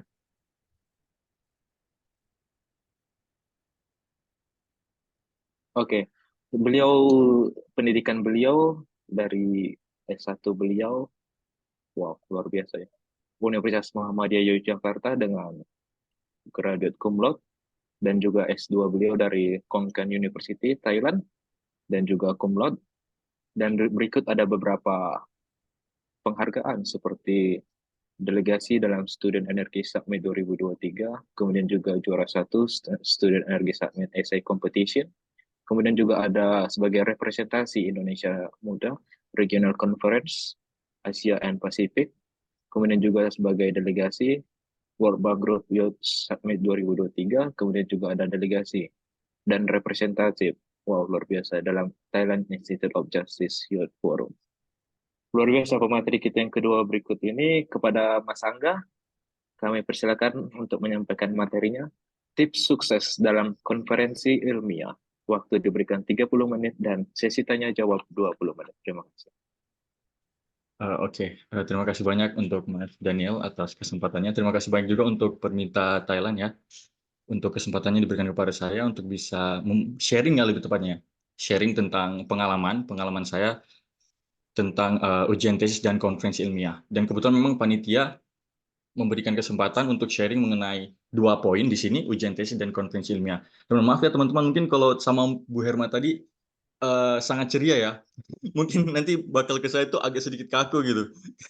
Seperti itu, karena memang saya melihat bahwasanya pembahasan ini memang apa ya, sangat akademik banget dan sangat ilmiah banget. Tapi mudah-mudahan bisa saya sampaikan dengan baik ke teman-teman dan bisa dimengerti dengan mudah seperti itu. Jadi saya bakal sharing dikit teman-teman tentang tips dalam ujian tesis dan konferensi ilmiah. Pengalaman ujian tesis saya dapatkan selama saya di Konkan University, studi S2 saya untuk jurusan Master of Rural Development Management (MRDM) program di Graduate School Konkan University. Dan untuk konferensi ilmiah berdasarkan pengalaman saya mengikuti kurang lebih 20 lebih konferensi secara fully, partial atau self-funded, nasional, internasional, dalam lingkup nasional internasional itu sendiri. Dan kebetulan saya salah satu co-founder dari Forum Litera. Jadi saya memiliki komunitas pemuda bernama Forum Litera. Jadi komunitas ini adalah komunitas yang bergerak dalam ranah literasi untuk membangun kanal-kanal literasi di Makassar, terutama di daerah-daerah selam area. Teman-teman mungkin tahu bahwasanya daerah selam area di kota itu kadang kurang diperhatikan, baik dari segi pendidikan ataupun ekonomi. Dan kami memang fokus pada literasi itu sendiri. Dan sampai sekarang, setiap saya dirikan komunitas ini tahun 2020, alhamdulillah sampai sekarang kita masih terus bergerak dan masih terus memberikan dampak yang baik untuk anak-anak terutama. Dan juga saya alumni Konkan University sebagaimana yang dijelaskan sebelumnya seperti itu. Mungkin sudah bisa next, Mas. Nah, mungkin tadi yang saya sampaikan sebelumnya kita bakal bahas 2 hal, teman-teman, ujian tesis dan konferensi ilmiah. Mungkin saya bakal fokus di pertama tentang ujian tesis. Jadi, hal mungkin yang paling penting kita ketahui sebelum kita melakukan ujian tesis adalah memahami apa persyaratan dan mekanismenya. Dan menurut saya secara pribadi, selain dari dokumen-dokumen yang bisa kita pahami, bahwasanya dokumen-dokumen yang diberikan oleh kampus ataupun jurusan ataupun program teman-teman, ada 3 hal yang menurut saya sangat penting. Pertama adalah memahami tentang standar lulus. Ini yang harus kita benar-benar pahami terlebih dahulu. Kira-kira standar lulusnya itu seperti apa? Karena sepengetahuan saya, misalnya kampus dalam negeri dan luar negeri itu punya perbedaan standar lulus. Dan bahkan juga misalnya dalam case kampus di Thailand pun, pengalaman di kampus Thailand pun, di Konkan University sendiri, kan ada 2 jenis kuliah, ada yang by course dan by research. Dan standarnya pun berbeda, seperti itu. Jadi memang teman-teman harus sangat memahami bagaimana standar kelulusan dalam ujian tesis ini sendiri. Dan itu belum mencakup aspek-aspek seperti ketika scoringnya nanti, scoring ketika teman-teman melakukan ujian tesis, baik dari segi karya tesisnya ataupun dari segi presentasinya nanti. Karena kan kalau case ujian tesis untuk S2, setahu saya kalau pengalaman di Konkan University, ada undangan, ada semacam dosen undangan dari luar negeri, dari kampus lain. Misalnya kayak saya ada undangan dari Mahidol University, ada dosen dari Mahidol yang memberikan pengujian juga seperti itu. Jadi harus memahami standar lulusnya seperti apa. Terus yang kedua adalah durasi present. Saya rasa ini sangat penting juga teman-teman. Karena kadang tuh penyampaian kita sangat bagus, tetapi kadang kita melupakan durasinya seperti itu. Karena mau nggak mau, namanya kita ujian tesis, ujian, pasti ada standar-standar demikian. Dan waktu adalah salah satu standar terpenting. Seperti itu. Jadi pahami. Dan ini juga harus diketahui dari teman-teman dengan cara memastikan dengan kalau di KK itu ada International Affairs Division-nya atau fakultasnya seperti itu. Jadi memahami kira-kira durasi presentasinya berapa. Dan bahkan kalau bisa langsung ke dosen pembimbing. Pak, Acan kalau Thailand ya, berapa durasi present saya gini? Karena menurut saya kadang itu ada berbeda-beda teman-teman. Bahkan satu kampus pun beda-beda gitu. Satu jurusan beda-beda seperti itu. Apalagi kalau misalnya kita beda negara kan seperti itu. Jadi ada memastikan durasi presentnya berapa lama. Terus yang menurut saya mungkin agak minor, tetapi sangat penting untuk dilakukan adalah menanyakan kepada senior kita. Senior kita sebelum kita. Seperti itu. Jadi menanyakan pengalaman mereka ketika kemarin melakukan ujian tesis, apa hal-hal yang perlu dievaluasi dari dia. Dan apa yang menjadi poin penting yang mungkin bisa disampaikan ke kita. Misalnya enggak, kamu tuh perlu nih enggak perhatiin bahwasanya pengujimu kan si Acan dosen ini nih. Biasa dosen ini sering menanyakan aspek-aspek ini. Biasa dosen ini juga menanyakan tentang aspek-aspek ini kayak gitu. Jadi memang ada tipikal-tipikal karakter dosen atau penguji yang memang kita harus pahami. Dan itu kita nggak bisa dapatkan ketika membaca sebuah dokumen. Kita harus punya menanyakan kepada orang yang pernah melakukan hal itu sebelumnya. Dan itu bisa ditanyakan di senior. Jadi ya dalam artian ya mohon hubungan teman-teman dan senior dijaga baik-baik dalam hal ini. Jadi selain hard skill, soft skill untuk bersosialisasi sama senior juga sangat teruji di aspek ini ya teman-teman kayak gitu. Oke, bisa next Mas. Nah terus yang kedua mengenai ujian tesis adalah persiapkan materi dan teliti. Mungkin kita bakal agak sedikit lompat, nggak terlalu jauh, nggak terlalu masuk ke teknis, tapi hal-hal yang menurut saya sangat penting yaitu persiapkan materi dan teliti. Saya rasa ini bukan informasi yang gimana ya, tapi kadang tuh kita agak menyepelekan tentang persiapkan materi dengan teliti gini. Karena memang kita kadang melihat bahwasanya proposal tesis kita atau skripsi kita udah selesai, udah di ACC. Tapi kadang kita tidak mempelajarinya lebih lagi. Nah, itu yang sering kita lupakan. Ketika sudah selesai, sudah di ACC, ada momen-momen sebelum kita ujian, teman-teman bakal kurang tuh mempersiapkan. Dan saran saya harusnya ini harus lebih bisa dipahami lagi secara naskahnya seperti itu. Jadi memastikan gimana argumennya, gimana analisis, dan bagaimana temuan yang jelas dari naskah tesis yang kita buat atau skripsi yang kita buat. Dan pastikan juga bahwasanya semua data dan referensi disusun dengan rapi. Karena kalau misalnya kita ketemu sama dosen atau penguji yang teliti, bisa saja ketika kita menampilkan data ini, tetapi tidak memiliki referensi, kita lupa taruh dan sebagainya, nah itu yang bisa jadi pemenang tersendiri ketika kita ujian tesis, seperti itu. Dan juga ada hal lain yang menurut saya sangat penting, yaitu buat contekan kecil untuk poin-poin yang sudah dijelaskan. Ya, sebagaimana juga mahasiswa, kita banyak aktivitas, kita banyak kegiatan juga di luar, nggak hanya berurusan dengan kegiatan di kelas ataupun akademik. Jadi, kadang untuk aspek-aspek yang menurut kita, wah, sulit banget nanti aku jelasin ini nih, gimana ya? Buat contekan kecil aja. Kalau saya tuh biasa kalau ada iPad, saya taruh di iPad, dan saya besarin kayak gitu, ini yang bakal jadi reminder saya, saya bakal jelasin ini dikit nih, biar saya nggak lupa kayak gitu. Jadi buat contekan kecil untuk aspek-aspek yang menurut teman-teman, bakal mungkin terlupa, dan ini bakal agak susah dijelasin dibandingkan informasi-informasi atau data-data lain yang bakal disampaikan di ujian tesis itu sendiri. Seperti itu. Next, Mas. Nah, ini juga yang sebenarnya mungkin dari disampaikan sama Bu Herma sebelumnya, itu latihan presentasi. Ini bisa diturun lagi dikit. Ya, oke. Latihan presentasi. Jadi, practice makes perfect kan? Latihan. Latihan itu sangat penting, teman-teman. Jangan menyepelekan latihan, jangan menyepelekan untuk memahami materi kita, bagaimana kita berucap, misalnya kalau dalam bahasa Inggris, bagaimana pronunciation kita, bagaimana penegasan kita dalam intonasi dan sebagainya, seperti itu. Dan juga pastikan bahwasanya, kalau dari saran dari saya, latihan presentasi bersama teman. Minta penilaian dia, kayak gitu. Karena tidak semua aspek ketika kita mengeluarkan dari diri kita bisa mengevaluasi sendiri. Kadang ada hal-hal kecil yang mungkin kurang terlihat, dan itu bisa dilihat dari teman kita, seperti itu. Dan ini bisa juga dilakukan dengan merekam, jika teman-teman tidak sempat memanggil teman untuk menemani gitu kan. Jadi bisa direkam dan nanti dilihat lagi, ditonton. Kayaknya aku kurang di dalam hal ini. Aku ke-skip nih poin ini, dan sebagainya. Jadi ada bentuk evaluasi sendiri yang bisa dilakukan sebelum nanti menuju ujian tesis yang sesungguhnya, seperti itu. Terus, hal ini juga memang sangat membantu kita dalam artian untuk terbiasa menyampaikan materi yang bakal kita sampaikan kayak gitu. Misalnya kita ngucapin A setiap hari, kita bakal terbiasa tuh dengan kata A, seperti itu. Namun jika kita memang nggak terbiasa dengan kata A, bakal sulit nanti ketika disampaikan. Apalagi kalau saya lihat seperti ini ya teman-teman, di hari H itu, Saya pernah ada pengalaman, sedikit cerita, ikut kegiatan kompetisi taekwondo, kayak gitu. Pelatih saya selalu ngomong kayak gini, ketika kamu nanti kompetisi kamu jangan siapin 100%. Jangan 100%, tapi kamu harus siapin 200% atau 300%. Kenapa demikian? Karena ketika nanti sampai di ring, di kompetisi, itu bakal sulit, teman-teman. Bakal sulit apa? Banyak faktor-faktor eksternal ataupun faktor internal yang mungkin bakal mengefek kepada diri kita. Misalnya nih, kita kayak tadi grogi, atau mungkin ada aspek eksternal lain, misal sakit apa? Kita dibuin atau dan sebagainya kayak gitu, atau kita ada sakit perut. Jadi itu bakal menurunkan presentasi kita. Yang awalnya 100% kita siapin, malah nurun 70%, 60%, 50%, bahkan sampai 30%. Jadi siapkan diri kita jangan di 100% tapi lebih dari itu, dan itu dilakukan dengan cara latihan presentasi seperti itu. Oke, next Mas. Nah, ini yang menurut saya juga agak tricky, antisipasi pertanyaan. Sebaik-baiknya juga kita sebelum kita melakukan ujian tesis kita harus bisa mengantisipasi serangan. Kalau saya ngomong, saya bilang serangan-serangan yang datang dari dosen penguji seperti itu. Karena bakal banyak dan bakal bisa sedikit tergantung dari bagaimana nanti materi dari tesis kita ataupun dari si penyampaian kita. Tapi kalau bisa usahakan bahwasanya berartilah menjawab pertanyaan yang mungkin diajukan oleh penguji dan buat listnya. Buat kita ngedraft apa-apa saja pertanyaan yang mungkin muncul. Misalnya metode kita kayak gimana, terus mungkin juga kenapa kamu hasilnya cuma segini kayak gitu. Kalau misalnya di penelitian kualitatif kan memang secara angka kan tidak sebanyak kuantitatif seperti itu. Dan itu harus bisa kita jelaskan dengan baik seperti itu.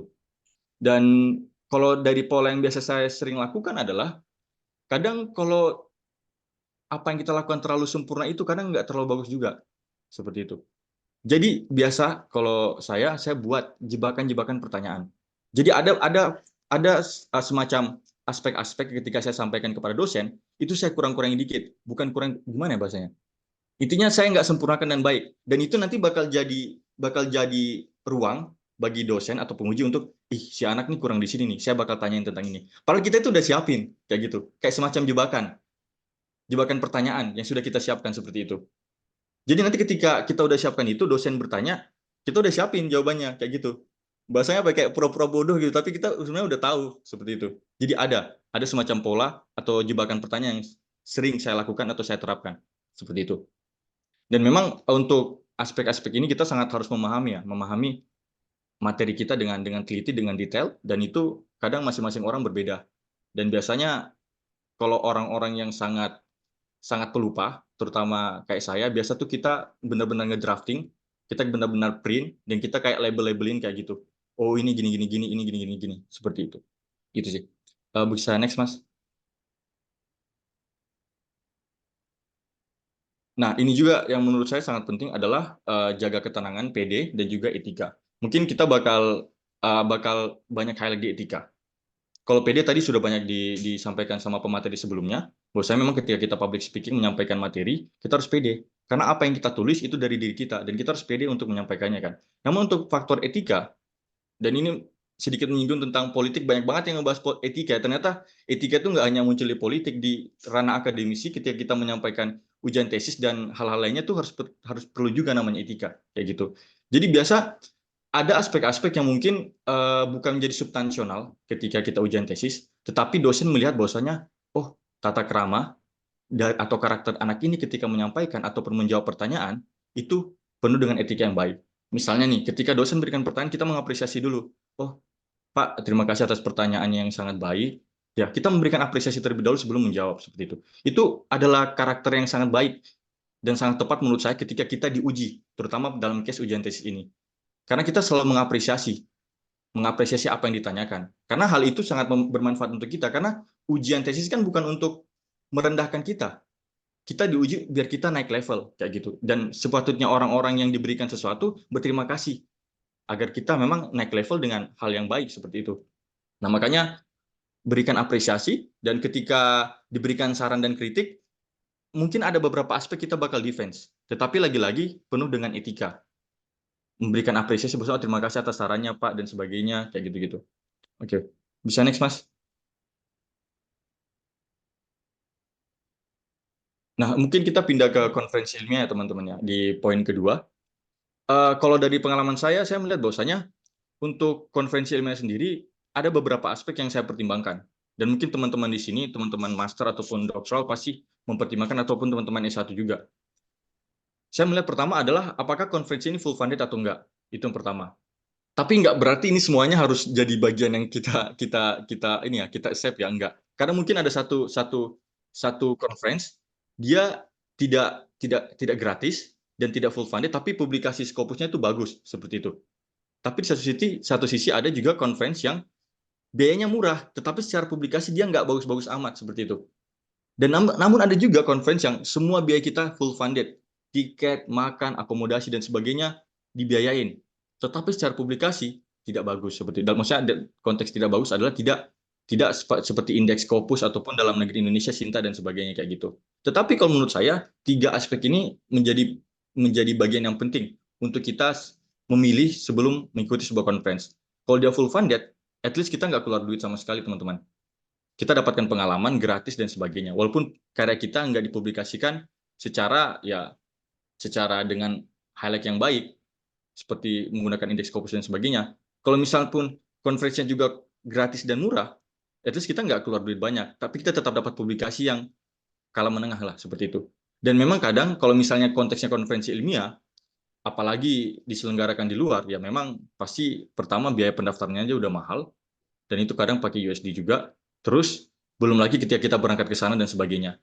Dan mungkin itu bakal jadi pertimbangan teman-teman untuk meminta sponsor, baik dari kampus, ataupun sponsor orang tua, ataupun sponsor beasiswa dan sebagainya, kayak gitu.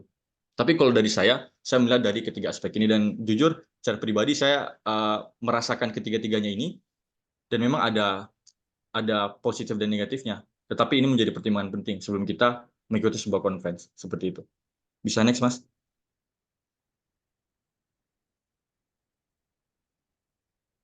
Nah, dalam aspek conference juga atau konferensi ilmiah, ya lagi-lagi kita bakal ngomongin tentang paper kita, artikel riset kita, apa yang kita tulis, karya kita seperti itu.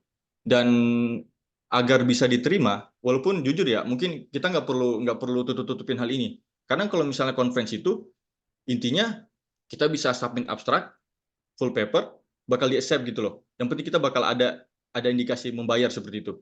Dan memang gitu kadang harganya sangat-sangat tinggi seperti itu. Tapi ada sedikit perbedaan teman-teman nanti yang bakal saya sampaikan ketika memang kita memilih conference yang memang dia nggak hanya melihat dari latar belakang penulisnya, di mana pendidikannya sesuai dengan tema conference, tetapi memang real benar-benar papernya sesuai nggak di ranah yang bakal diterima atau tidak seperti itu. Dan memang kita harus pastikan bahwasanya memastikan mekanisme seleksinya seperti apa. Biasa kalau full fund itu bakal lebih ketat teman-teman. Dia nggak hanya nyeleksi paper kita seperti apa, dia bakal ngelihat juga bahwasanya apa yang kita lakukan di belakang. Maksudnya belakang tuh pengalaman nulis kita. Apakah ada relate nggak sama tema yang di conference atau tidak. Dan biasa juga mereka bakal menanyakan kita tentang motivasi kenapa mengikuti conference ini. Dan kenapa Anda harus diberikan full funded gitu loh. Untuk mengikuti conference yang diselenggarakan oleh panitia. Seperti itu. Dan itu bakal saya paparkan sedikit nanti di bagian akhir. Jadi memang sangat penting membuat paper penelitian yang berkualitas. Dan bagaimana melihat paper penelitian yang berkualitas, ya lagi-lagi kita bakal menanyakan kepada expertnya, dosen kita, dosen pembimbing, meminta review. Kalau misalnya teman-teman punya mentor, minta review dari mentornya. Dan kadang-kadang mentor kita tuh bakal beda-beda. Ada mungkin mentor yang ahli dalam segi riset metode, atau mungkin ada yang ahli dalam segi bagaimana proses analisa data menggunakan software dan sebagainya. Dan itu memang kita harus gali-gali terus dari masing-masing mentor ataupun dari dosen yang menjadi pembimbing kita. Seperti itu. Next, Mas. Nah, ini tadi sedikit disampaikan sama Bu Herma juga ya, bahwasanya ketika saya loncat sedikit ketika momen presentasi, lagi-lagi ya kita ngomongin tentang latihan, practice make perfect, dan lagi juga kita ngomongin tentang kenali audiens. Karena saya ada sedikit pengalaman bahwasanya pernah ada satu momen ketika saya melakukan presentasi di conference, saya membahas tentang, kebetulan basic ilmu saya adalah ilmu sosial, dan membahas tentang manajemen pembangunan desa. Dan ada di antara audiens itu yang memang secara pemahaman konteks bahasa, dalam artian kayak bahasanya itu lebih ke anak sains. Jadi ada konteks bahasa di ilmu sosial mungkin agak berbeda, dan begitu pun sebaliknya. Kadang di konteks anak STEM itu bahasa-bahasa yang sulit dimengerti, kayak gitu. Dan ini kadang sering dipertanyakan, Padahal itu sebenarnya bukan ini ya. Kalau kata Pak Mahfud tuh hal-hal yang receh kan sebenarnya itu tentang definisi-definisi kayak greenflation dan sebagainya. Tetapi sebenarnya itu perlu diketahui karena sebelum kita paham tentang maknanya kita harus tahu itu maksudnya apa seperti itu. Nah, ini memang harus kita garis bawahi, kenali audiensnya, kira-kira siapa aja yang nanti bakal melihat kita. Dan kalau bisa teman-teman, gunakan bahasa yang sederhana dan jelas. Dan itu bisa dilakukan dengan apapun. Misalnya nih kita menggunakan case study. Misalnya ada konteks bahasa yang susah, kita pakai case study, pengalaman gini-gini. Jadi ada bentuk kisah yang diceritakan juga di dalamnya. Dan saya rasa itu bakal lebih mudah dimengerti sama audiens. Kayak gitu. Jadi karya akademik itu, karya ilmiah itu bukan dikatakan ilmiah karena menggunakan bahasa-bahasa yang susah. Malah harus lebih sederhana. Karena kan harapan kita itu diterima oleh semua masyarakat. Bukan hanya sebuah golongan-golongan masyarakat yang bisa memahami konteks-konteks bahasa yang susah-susah itu kan. Kayak gitu. Jadi memang ada sedikit hal-hal yang harus memang kita adaptasikan dalam konteks berbahasa dan juga penyampaian. Seperti itu teman-teman. Oke, next Mas. Nah, ini mungkin yang bisa saya sharing teman-teman. Saya kebetulan kemarin ada beberapa pengalaman melihat bahwasanya kemiskinan yang melanda sehingga tidak bisa mengikuti beberapa konferensi yang berbayar dengan harga yang sangat tinggi. Sehingga saya berusaha mencari cara untuk mengikuti konferensi tetapi tetap dengan kualitas yang baik dan juga dibiayain secara full. Kebetulan kemarin kalau teman-teman tahu ada beberapa program konferensi yang full funded, sekedar informasi. Kalau dari aspek seni ada namanya ILEM itu di Turki dan juga kalau di Rusia sendiri ada namanya Kazan OICU Scientific Congress itu full funded teman-teman, bakal visa pun dibiayain teman-teman. Dan juga kalau misalnya ada juga event-event seperti Student Energy Summit yang kemarin itu dari Student Energy Global dan kerjasama sama Bezos Earth Fund.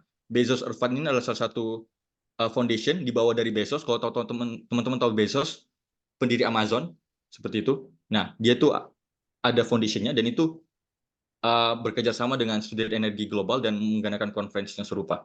Dan fokusnya tentang lingkungan seperti itu. Dan itu ruang-ruang seperti itu yang sebenarnya kita sebagai teman-teman yang di Indonesia tuh bisa masuk. Terutama dengan jumlah populasi kita yang banyak dan juga dengan kalau saya bilang sebagai anak manajemen pembangunan desa, indigenous knowledge kita. Indigenous itu kayak hal-hal yang spesial, yang locally dari kita gitu loh. Baik secara aspek sosial ataupun dari segi sains seperti itu. Dan itu sangat bagus ketika kita sampaikan di luar. Sangat unik seperti itu. Dan hal yang penting kalau saya lihat untuk bisa lolos di conference full funded itu yang pertama adalah karya yang original teman-teman. Original bukan berarti bahwasanya itu dari kita, bukan hanya real, oh ini karya saya, enggak, tapi ini ada bentuk uniknya. Yang saya sampaikan sebelumnya bahwasanya kita di Indonesia tuh punya banyak sekali ruang-ruang untuk penelitian, punya banyak sekali wadah-wadah untuk mengembangkan hal-hal yang memang sangat-sangat locally gitu loh. Dan ini ketika kita bawa keluar, orang-orang luar bakal ngerasa, wah ini unik banget, kayak gitu. Yang seperti disampaikan Ibu Herma tadi, yang QQ itu, mana ada QQ di Rusia, mana ada QQ di Amerika. Seperti itu kan. Itu sangat locally banget kan.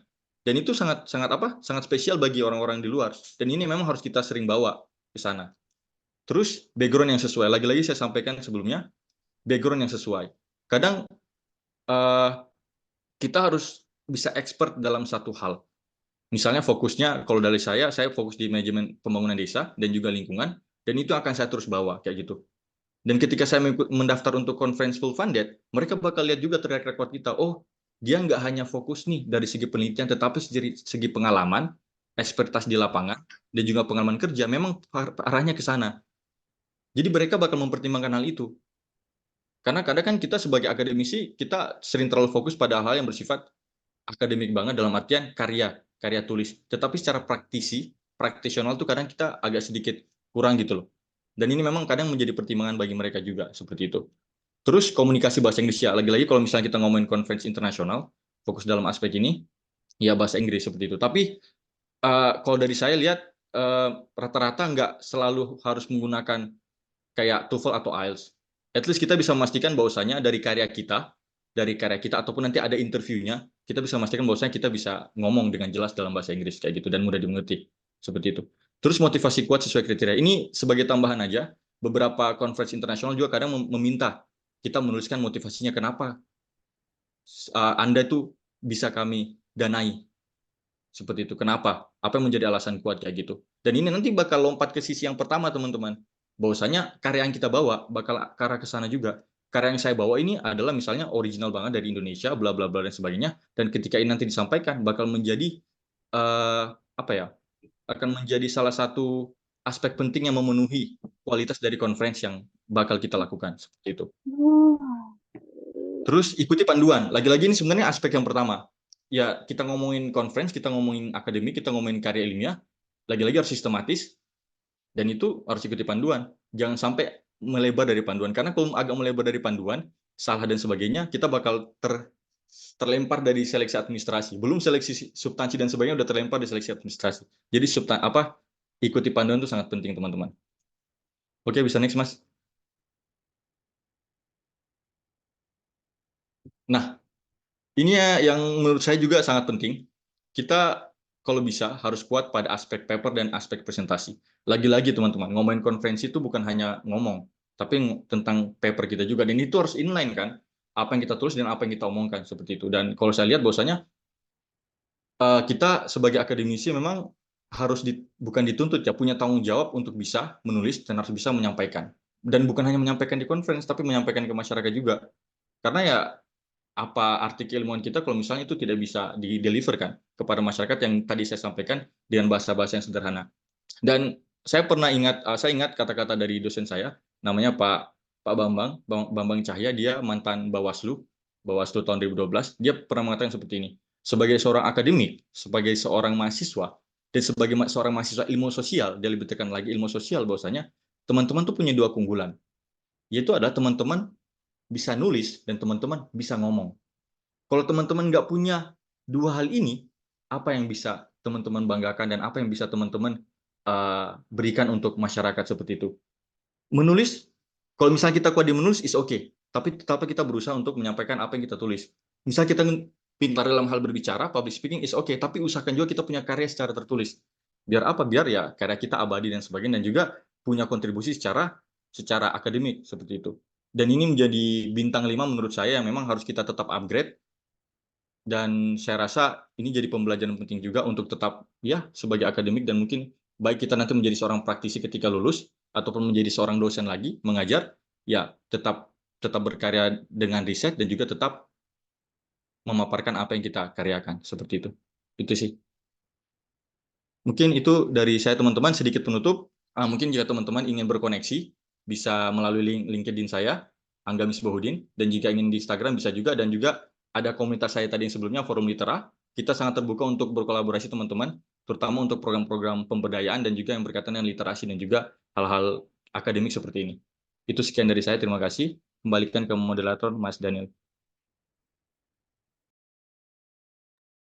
Baik, terima kasih Mas Angga. Presentasi yang informatif dan sangat luar biasa. Kita beri aplaus teman-teman. Oke, selanjutnya yaitu sesi tanya-jawab. Kepada teman-teman yang ingin bertanya, bisa raise hand atau bisa diketik di chat box. Kalau teman-teman ada yang ingin bertanya, tentu saja banyak ya.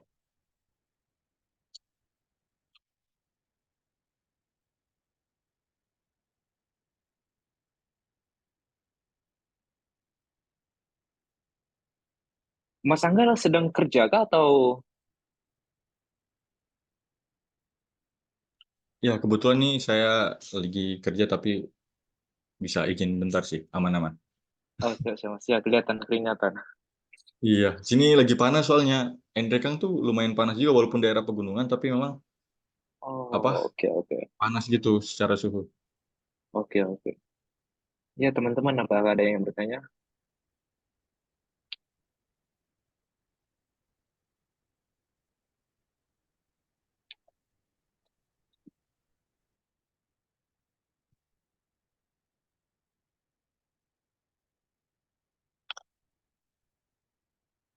Ya, Saudara Fahri, dipersilakan waktu dan tempat. Baik, terima kasih banyak Daniel atas kesempatannya. Halo Kak Angga, terima kasih banyak atas presentasi yang sangat luar biasanya. Semoga selalu dalam keadaan sehat. Tadi benar-benar Fahri banyak banget dapat insight, especially Fahri juga kan peneliti baru ya, bisa dibilang maksudnya baru juga terjun di dunia penelitian dan conference dan yang lain-lain, dan tadi segala macam yang disampaikan sama Kak Angga itu benar-benar insightful gitu loh sebagai bekal untuk Fahri ke depannya. Terima kasih banyak. Nah, Fahri sebenarnya punya pertanyaan sih Kak terkait dengan ini apa maksudnya agak silly ya mungkin pertanyaannya tapi cuma curious aja. Untuk di conference itu kan biasanya kita ada ini ya Kak ya, ada kayak best paper atau misalkan Hmm. best speaker gitu-gitu kan. Ada kayak penghargaan seperti itu. Nah, kira-kira sebenarnya baiknya gitu ya, baiknya kita tuh do the best aja. Maksudnya ya kita berusaha untuk mempresentasikan paper kita sebaik mungkin dan kita juga berusaha untuk menulis paper kita sebaik mungkin tanpa memendingkan atau tanpa memikirkan aku harus achieve itu gitu, aku harus achieve biar dapat best speaker atau best paper kayak gitu atau gimana ya Kak? Atau kayak ya udah aku do best aja deh atau kita perlu kayak oke aku harus targetin best paper nih, aku harus targetin best speaker nih, aku harus gini-gini makanya aku harus follow rules-nya ininya ini atau kayak let it flow aja gitu. Nah, menurut Kak Angga gimana Kak? Itu aja sih Kak. Terima kasih banyak. Oke, terima kasih banyak Mas Fahri atas pertanyaan ini. Bagus ya, maksudnya ada konteks. Kadang kita kalau ikut conference, ya at least kita, kenapa teman-teman tuh kan ikut conference? Biasanya tuh jawabannya adalah karena memenuhi standar dari kampus. Itu yang paling sering. Harus ikut wajib conference sekali, sehingga dapat sertifikatnya udah selesai seperti itu. Kayak gitu kan. Nah, tapi memang itu nggak salah sama sekali teman-teman, tidak salah, karena memang itu jadi salah satu tujuan atau standar yang diciptakan oleh kampus. Tapi lagi-lagi seperti yang ditanyakan Mas Fahri tadi, kalau dari saya, patut kita untuk menargetkan bahwasanya kita harus bisa dapat best paper ataupun best presenter kayak gitu. Patut kita harus bisa menguji dan mengambisikan diri kita bahwasanya saya bisa dapat best paper ataupun best presenter. Dan walaupun nanti di akhir pun nggak dapat, at least kita udah mulai usaha dari awal kayak gitu loh. Kita udah mulai awal bahwasanya menulis paper yang sebaik mungkin sesuai dengan standar, sesuai dengan panduan, dan juga ketika mempresentasikan kita maksudnya kita all out gitu tanpa semacam kayak setengah-setengah ataupun merasa bahwa saya menggampangkan ini cuma presentasi, saya presentasi saya udah dapat sertifikat, tidak. Ya, kita harus dalam artian memberikan yang terbaik lah kayak gitu. Karena kalau saya sendiri beda teman-teman. Ketika kita presentasi di conference, setelah conference itu ada yang dapat sertifikat tapi ada yang dapat 2 sertifikat. Coba bayangin teman-teman selesai conference dapat 2 sertifikat, satu sebagai presenter dari conference dan satu sebagai best paper ataupun best presenter gitu. Ataupun bisa dapat duanya, best paper dan best presenter. Ada yang bisa biasa dapat 2 seperti itu. Kayak gitu. Jadi terus nge-challenge diri kita ya. Karena kalau saya sendiri melihat juga karena jujur kalau dari pengalaman saya berangkat dari kompetisi teman-teman. Jadi nulis itu bukan langsung ke conference tapi berangkat dari kompetisi. Kompetisi esai, kompetisi karya tulis ilmiah. Dan itu pengalaman itu ketika loncat ke conference, kita ngeliat bahwasanya, wah, aku nggak hanya untuk ikut conference, bukan hanya untuk publikasi, tapi at least aku bisa dapat nih, karena aku punya pengalaman kompetisi kayak gitu loh. Dan kita bakal ikuti panduan seketat mungkin teman-teman, bakal ikuti panduan seketat mungkin. Karena misalnya nanti agak bergeser, misalnya kayak teman-teman mau mencoba untuk dapat kesempatan fully funded di conference gitu, itu bakal lebih dipertimbangkan lagi. Makanya memang kita harus men-challenge diri kita. Dan standar itu kan nggak kita buat tiba-tiba seperti itu. Tapi kan kita dari pengalaman. Oh, ikut conference ini polanya seperti ini, ikut conference ini polanya seperti ini. Dan saya lihat bahwasanya setiap conference itu polanya berbeda. Untuk pola-pola yang full funded ya, ataupun yang parsial seperti itu. Punya pola-pola yang berbeda. Dan itu kita terus lakukan dengan men-challenge diri kita. Dan itu yang saya rasa perlu ya kita tanamkan gitu. Ambis sedikit nggak apa-apa lah. Intinya untuk memperbaiki kan dan untuk meningkatkan seperti itu sih. Baik, terima kasih banyak Kak Angga atas jawabannya. Banyak pertanyaan Mas Fahri. Oke, selanjutnya apakah ada yang bertanya? Satu penanya lagi ya, teman-teman yang ingin conference, yang tidak ingin conference juga boleh.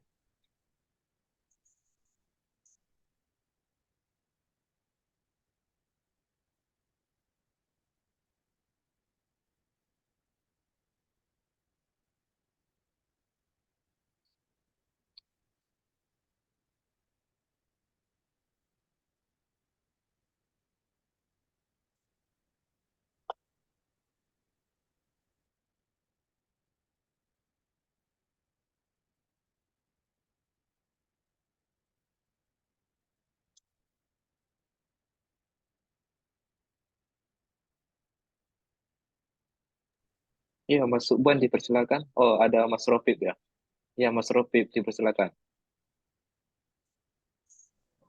Oke, selamat sore Mas.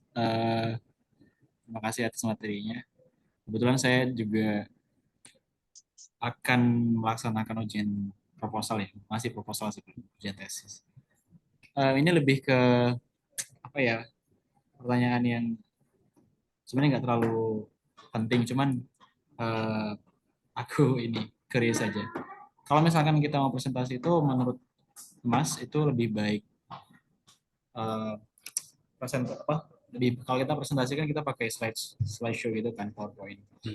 Menurut Mas lebih baik menampilkan PowerPoint yang maksudnya PowerPoint-nya bagus, informatif, mudah dimengerti, tapi penyampaiannya kurang, atau lebih baik PowerPoint yang biasa aja tapi penyampaiannya bagus gitu. Itu aja sih. Oke. Thank you Mas Rafif. Memang kadang tuh ada dua teman-teman ya. Apa semacam karakter penguji itu ingin yang presentasinya tuh contohnya kayak dosen saya aja. Dosen saya di Konken itu Profesor Acan Somsak, Profesor Somsak. Dia tuh selalu minta bahwasanya kamu ketika presentasi jangan banyak tulisannya kayak gitu. Jadi dia tuh tidak mau kalau tulisannya tuh banyak gitu loh, ngumpul banyak gitu. Dia cuma mau tuh poin-poin aja. Dan itu bakal kita deliver kayak gitu. Ya bebannya ketika kita nggak banyak nulis kalimat atau kata di PowerPoint kita atau di PPT kita adalah kita harus memahami benar gimana gitu loh. Ketika poin ini apa yang harus kita sampaikan pada poin ini. Dan itu kan cuma satu kata doang kadang kayak gitu kan. Dan itu kita harus lebih memahami. Jadi bebannya di situ. Tapi di satu sisi juga ada dosen yang ngeliat bahwasanya ketika itu cuma satu kata, ini nggak jelas. Dia ngeliat bahwasanya ini tuh nggak maksimal. Jadi kamu tuh nggak menampilkan datamu secara maksimal seperti itu. Nah ini memang agak dilema ya, agak dilema. Dan lagi-lagi namanya kalau kita ngomongin tentang penguji, kita nggak bisa mengharapkan sebuah objektivitas yang besar karena kan biasa tuh punya preferensi pribadi berbeda-beda kan. Nah itu lagi yang tadi saya sarankan bahwasanya tanyakan kepada senior seperti itu. Pengalaman senior seperti apa? Sampaikan, Mas, Mbak, dosen penguji saya tuh si A, si B, si C. Mbak pernah dapat dosen antara dosen ini nggak? Oh pernah nih nggak? Dia gimana sih kayak gitu? Nah bakal tersampaikan tuh. Makanya memang kita perlu menanyakan teman-teman yang sudah melaluinya terlebih dahulu sebelumnya kayak gitu. Pasti bakal terlihat bahwasanya oh dosen ini lebih suka kalau misalnya katanya banyak. Dosen ini lebih suka kalau misalnya desain PowerPoint kita tuh berwarna gitu loh. Dan ada juga dosen yang ngeliat bahwasanya ih kamu terlalu heboh kayak umbul-umbul berjalan. Ada juga yang seperti itu kadang. Jadi memang harus bisa memahami. Dan lagi-lagi ya karena mereka kebetulan audiens kita harus bisa adaptable kan. Harus bisa memahami audiens apa yang diminta oleh audiens seperti itu. Tapi lagi-lagi yang menurut saya tetap digarisbawahi adalah substansi dari naskah tesis kita itu harus tetap disampaikan secara detail dan juga menjadi poin penting bahwasanya oh kamu lulus nih seperti itu. Itu sih kalau dari saya Mas Rafif. Oke, Mas. Jadi kalau yang saya ambil tuh kayak PowerPoint itu masih apa ya, acceptable lah ya, misalkan untuk beberapa orang. Iya. Dan objeknya tergantung orangnya gitu kan. Tapi kalau Betul. masalah penguasaan materi sama penyampaian itu yang jadi poin Tetap. utama gitu Mas. Tetap itu tetap. Oke, Mas, terima kasih Mas. Oke, thank you Mas.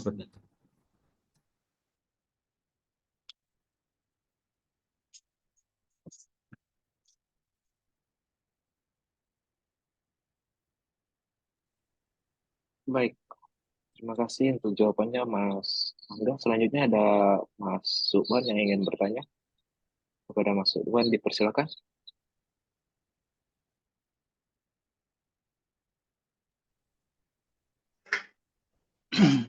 Oke, terima kasih. Pertama-tama, suaraku terdengar ya? Dengar, Mas. Oke, Oke, terima kasih saya ucapkan kepada Mas Angga sudah mengisi kegiatan pada hari ini dan sangat insight sekali untuk materinya.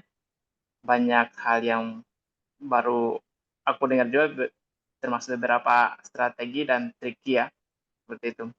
Nah, yang aku mau tanyakan kepada Mas Angga nih, tadi kan pengalamannya udah di umur masih muda ini, masih terbilang muda, udah bisa mengikuti konferensi sampai 20 kali gitu, baik nasional dan internasional. Nah, salah satu ikut konferensi itu kan pasti syaratnya adalah nulis paper gitu. Nah, nulis paper. Jadi gimana sih strategi Mas Angga nulis paper supaya papernya kita itu bisa dilirik sama pihak yang ngadain konferensi atau interviewer atau reviewer gitu, supaya wah ini karyanya kita nulis ini bagus gitu. Dan gimana strategi Mas Angga menulis paper itu. Terus kedua, dalam menulis paper itu sumber-sumber yang disitasi itu kayak gimana, Mas? Nah, mungkin dari saya seperti itu, Mas. Terima kasih. Oke, siap. Thank you, Mas Suban. Mungkin yang pertama tentang gimana kayak paper kita tuh bisa di-accept ya, terutama untuk panitia-panitia di conference ya, seperti itu. Yang pertama, harus kita pahami bahwasanya nggak semua conference itu bakal mewajibkan publikasi. Itu yang pertama. Dan itu saya rasa teman-teman melihat pola-pola yang demikian kayak gitu. Contohnya nih, saya pernah ada ikut conference di Hong Kong, di Hong Kong Baptist University, kebetulan. Dan itu memang konteks yang ingin saya lakukan ketika mengikuti conference itu adalah untuk melatih public speaking. Kayak gitu. Dan ketika kita mengikuti konferensi itu, kita memang patenkan bahwasanya saya ingin melatih public speaking saya ingin elaborasi lebih, saya ingin bla-bla, latihan dan sebagainya. Kayak gitu. Dan ketika nanti di akhir bahwasanya disampaikan, apakah mau dipublikasikan atau enggak? Enggak usah, Kak. Tapi kita dapat nih sertifikat presenter kayak gitu loh. Tapi untuk karya kita tetap bisa publikasikan kayak gitu. Jadi memang kadang tuh sebagai akademisi kita tuh harus pintar-pintar juga melihat peluang gimana kita bisa masuk kayak gitu. Itu yang pertama, Mas. Terus untuk mengenai poin substansi paper gimana bisa diterima dan sebagainya, saya rasa tuh kembali lagi gimana membuat paper yang baik itu kembali lagi kepada panduan kayak gitu. Dan kembali lagi kepada bagaimana mekanisme conference-nya seperti itu. Kalau tadi saya bilang bakal berbeda mekanisme conference yang memberikan kita dana full funded dan juga yang cuma self funded kayak gitu loh. Mungkin kita dan juga dengan yang punya standar publikasi yang tinggi pasti bakal lebih mahal teman-teman. Karena mereka punya ini kan, punya luaran yang besar kan. Misalnya ketika kita selesai conference, kita masuk proceeding paper kita, tapi proceedingnya indeks Scopus, pasti itu nilainya apa? Pembayaran conference-nya lebih mahal. Tapi ketika ada juga ranah full funded, tapi itu kita bakal cetar-cetar di seleksinya seperti itu. Bakal habis-habisan di seleksinya kayak gitu. Dan memang itu tadi yang saya bilang, memahami polanya, memahami pola-pola masing conference. Dan bagaimana memahami polanya, kita harus mencoba banyak kayak gitu. Oh, saya coba conference ini, saya coba conference nasional dari kampus ini. Dan saya rasa semua conference nasional pun kalau kita bisa rate gitu atau kita buat standar, nggak semuanya sama. Walaupun dia taraf nasional ya teman-teman. Dan kita ngomongin juga conference internasional, nggak semua juga bahwasanya itu benar-benar dalam artian the real internasional secara lingkup substansi seperti itu. Dan itu makanya tadi kita harus bisa memahami dan merasakan. Saya pernah merasakan conference di Indonesia, mohon maaf, internasional, tetapi secara substansi saya melihat bahwasanya masih agak kurang dan malah ranahnya lebih ke nasional seperti itu. Itu langkah bagus untuk membangun lingkup akademik. Tapi itu tadi kita bisa melihat bahwasanya kita bisa masuk di sini dan bisa masuk di situ seperti itu. Dan mengenai karya, nggak ada karya yang jelek sama sekali kalau dari saya, Mas Suban. Cuman di mana terkait karya kita bisa ditempatkan, karena kan punya standarnya dan punya nilainya masing-masing seperti itu. Terus yang kedua tadi, mohon maaf, apa Mas Suban? Gimana sumber-sumbernya gitu ya? Dapat sumber-sumber informasi conference ya? Atau sumber-sumber Ya, untuk menulis citasi beberapa referensi yang kita perlu tulis di paper kita gitu, Mas. Apakah ada kriteria-kriteria tertentu? Oh, ya itu lagi-lagi kalau dari saya standarnya lagi, standar dari conference kayak gitu. Kadang kan ada conference ataupun kalau kita ngomongin jurnal sedikit, minta standar internasional paling tidak penulis internasional dan ada 10 ataupun 5 tahun ke belakang, adapun ada yang 10 tahun ke belakang dan sebagainya kayak gitu kan. Seperti itu. Dan memang kalau kita pahami bersama ya, kalau mengenai sumber citasi ya kita bisa dapat di Science Direct, PubMed dan sebagainya kayak gitu kan. Elsevier dan sebagainya. Dan itu kita bisa dapat mudah juga dengan software-software yang udah ada. Dan saya rasa ini juga bagus juga untuk teman-teman perminta Thailand yang memberikan edukasi untuk yang sifat-sifatnya teknis, kayak misalnya penggunaan Mendeley dan sebagainya. Mungkin teman-teman ada yang belum menggunakan Mendeley atau Zotero kan sebagai software references kayak gitu. Atau mungkin teman-teman S1 juga di Indonesia juga belum. Jadi itu bisa jadi ruang-ruang juga sih kalau dari saya. Itu sih Mas Suban kalau dari saya pendapatnya.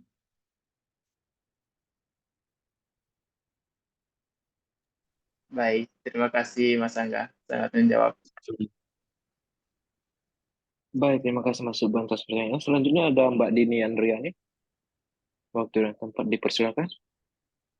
Baik, terima kasih Mas Daniel. Apakah suara saya terdengar? Ya, terdengar Mbak. Mohon izin off kamera ya Mas. Izin bertanya Mas Angga, terima kasih atas presentasi yang sangat luar biasa, sangat insightful. Saya ingin bertanya Mas, tapi sebelumnya ada kasus, pernah waktu itu saya sempat ingin mengikuti conference dan kebetulan full funded juga. Kemudian saya berdiskusi dengan dosen saya, advisor saya, ajan saya. Kemudian karena memang conference-nya ini tidak sesuai dengan topik penelitian saya, akhirnya dosen saya memberikan nasihat bahwa sebaiknya kalau kamu mau ikut conference yang memang sejalur dengan topik penelitian kamu saja gitu. Meskipun itu full funded, karena rasa-rasanya akan buang waktu kalau akhirnya itu nggak sejalan dengan topik penelitian kamu. Tapi sebagai mahasiswa yang memang selalu mencari kesempatan ya, artinya selama itu kita bisa jalan keluar jauh, apalagi full funded, ketemu sama ahli yang jago di bidangnya, terus kita juga bisa menjalin networking, membuka jejaring seluas-luasnya, itu kemudian menutup keinginan saya gitu. Saya juga mulai berpikir pada akhirnya, oh iya juga ya kalau misalkan ini nggak sejalan, ngapain juga ikut, toh pada akhirnya juga saya akan kembali ke ajan saya untuk meminta nasihat, toh saya juga harus menyelesaikan penelitian saya sebagai salah satu syarat kelulusan lah untuk menempuh pendidikan S2 ini. Nah, kira-kira menurut Mas Angga sendiri bagaimana kiat-kiatnya sebagai mahasiswa yang masih ingin memenuhi rasa ambisinya, ingin memberikan makan untuk rasa ambisinya, tapi di sisi lain juga kita harus bukan manut, tapi kita juga harus tetap ikut nasihat yang memang sejalan dengan advisor kita. Gitu, Mas. Terima kasih. Oke, thank you banyak, thank you Mbak Dini atas pertanyaannya. Jujur emang saya juga ada di fase yang demikian juga, pernah ada pengalaman demikian. Tapi kalau dari saran saya, ya apa ya, Mbak, paper itu apa ya, kalau saya sendiri jujur, saya orangnya nggak hanya nulis dalam artian untuk misalnya kayak tesis, nulis paper untuk tesis, enggak. Tapi saya bakal nulis yang lain juga kayak gitu. Jadi kita punya ibaratnya kayak ketika kita punya banyak senjata, ini bisa kita gunakan untuk aspek-aspek yang kita inginkan gitu loh. Misalnya tadi tesisnya Mbak, itu ya kalau saran saya bakal ngikutin saran dari acan Mbak, bahwa saya memang itu mungkin harus mengikuti standar dari acannya kayak gitu. Tetapi Mbak sebenarnya punya ruang lain ketika Mbak berkarya lebih gitu loh. Kalau misalnya Mbak berkarya lebih, misalnya Mbak ada penelitian lain tuh kayak gitu, atau mungkin kalau saran saya bisa dipecah gitu kan. Kadang itu kan kalau tesis itu kan bisa kita pecah teman-teman kan. Nggak hanya harus satu tuh kita jadikan masukan conference kan. Kita bisa pecah. Kalau saya kadang saya pecah kayak gitu. Misal skripsi saya pecah jadi 3. Misalnya rumusan masalahnya ada 3, saya bakal pecah jadi 3 tuh. Dan itu bakal ikutin konferensi ini, konferensi itu kayak gitu. Jadi bisa memuaskan rasa ambisi kita untuk tetap berkompetisi dalam artian lolos dalam conference full funded. Di satu sisi juga kita bisa tetap publikasi bersama dengan acan seperti itu. Jadi memang penting banget sih Mbak, maksudnya coba tetap nulis lagi gitu loh, buat paper yang lain lagi kayak gitu. Kadang tuh paper itu tuh, oh aku belum bisa publish nih, tapi mungkin ada nanti momen ketika bisa dipublikasikan dan bisa digunakan. Misalnya pengalaman kemarin, saya habis skripsi kan 2021 selesai kayak gitu, dan kebetulan saya belum publikasikan skripsi saya sama sekali kayak gitu. Saya belum publikasikan, terus ada momen datang yang conference dari Youth Diplomasi sama pemerintah di Rusia, itu namanya yang tadi saya sebutkan, OASIA Youth Scientific Congress, itu full funded, dan kebetulan temanya sesuai. Dan saya masukkan. Dan itu nggak secara penuh saya masukkan teman-teman, lagi-lagi yang saya ucapin sebelumnya. Saya pecah. Kayak gitu. Jadi satu skripsi itu ada 3, ada 2 rumusan masalah, kalau nggak salah saya pecah jadi 2. Dan itu satunya menurut saya sangat sesuai, saya masukkan. Dan alhamdulillah lolos kayak gitu. Dan itu emang kadang kita harus ada trik-trik gitu ya teman-teman ya. Jadi sebenarnya tuh bahkan satu karya pun, satu paper pun tuh ketika memang kita ngelihat luarannya masih besar, itu bisa banget lagi dipecah seperti itu. Dan saya rasa banyak dosen-dosen juga ataupun senior-senior kita yang melakukan hal demikian, kayak gitu. Ini triki-triki ini sih, triki-triki apa ya? Triki-triki biar banyak publikasi dan ini juga momen-momen untuk ikut conference seperti itu sih Mbak, kayak gitu. Tapi kalau dari saya Mbak, nggak apa-apa lanjut terus ikuti acaranya, dan juga satu sisi mungkin kalau ada waktu luang bisa melakukan penelitian yang lain, kayak gitu. Terutama untuk teman-teman ilmu sosial ya, bukan untuk menggampangkan teman-teman ilmu sosial bahwasanya penelitian kita nggak ribet atau kayak gimana. Tetapi karena kita berbasisnya fenomena sosial, dan fenomena sosial itu selalu up to date dan selalu sangat menarik untuk dibahas, sehingga sangat-sangat enak gitu loh kita lakukan dan kita buat karyanya seperti itu. Mungkin agak sedikit berbeda sama teman-teman yang sains, apalagi yang harus melakukan lab kan, itu emang agak lebih rumit. Kalau saya lihat dari pengalaman teman-teman di KKU ya, kayak gitu.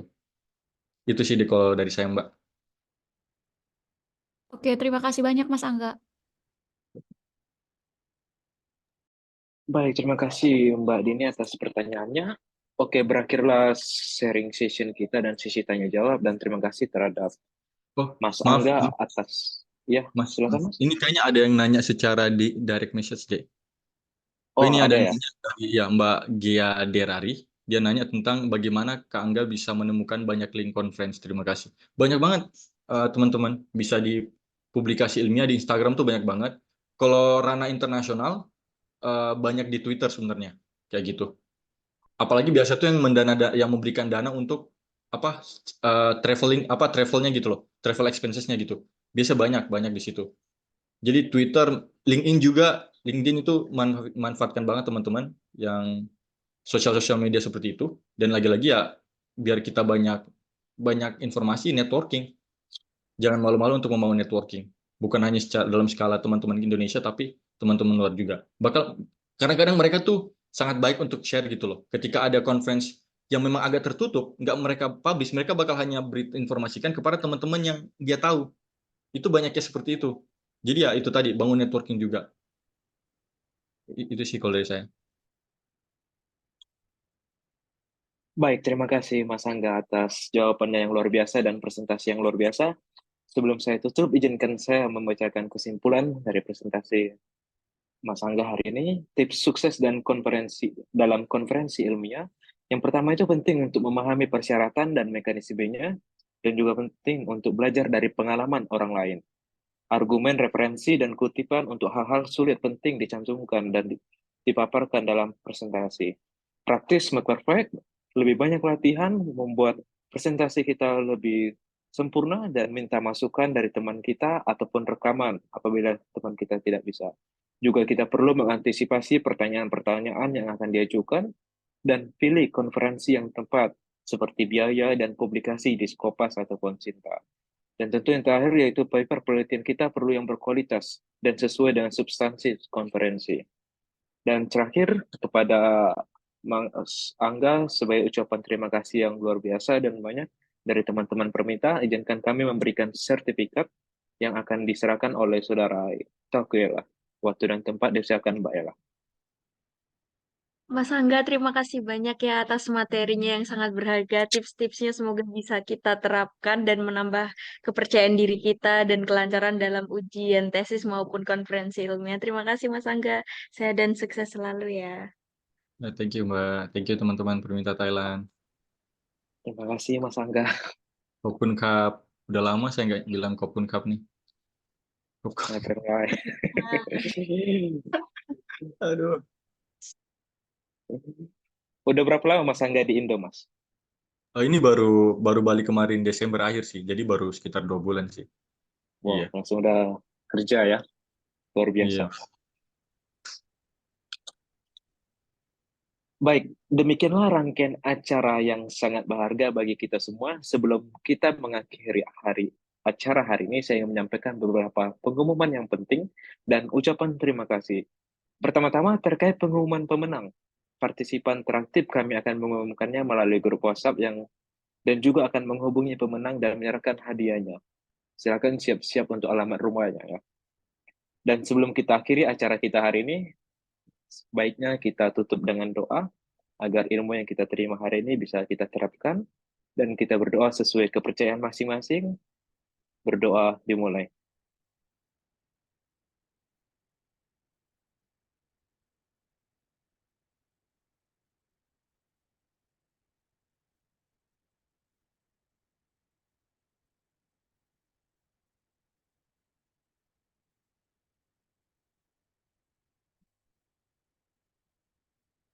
Berdoa selesai.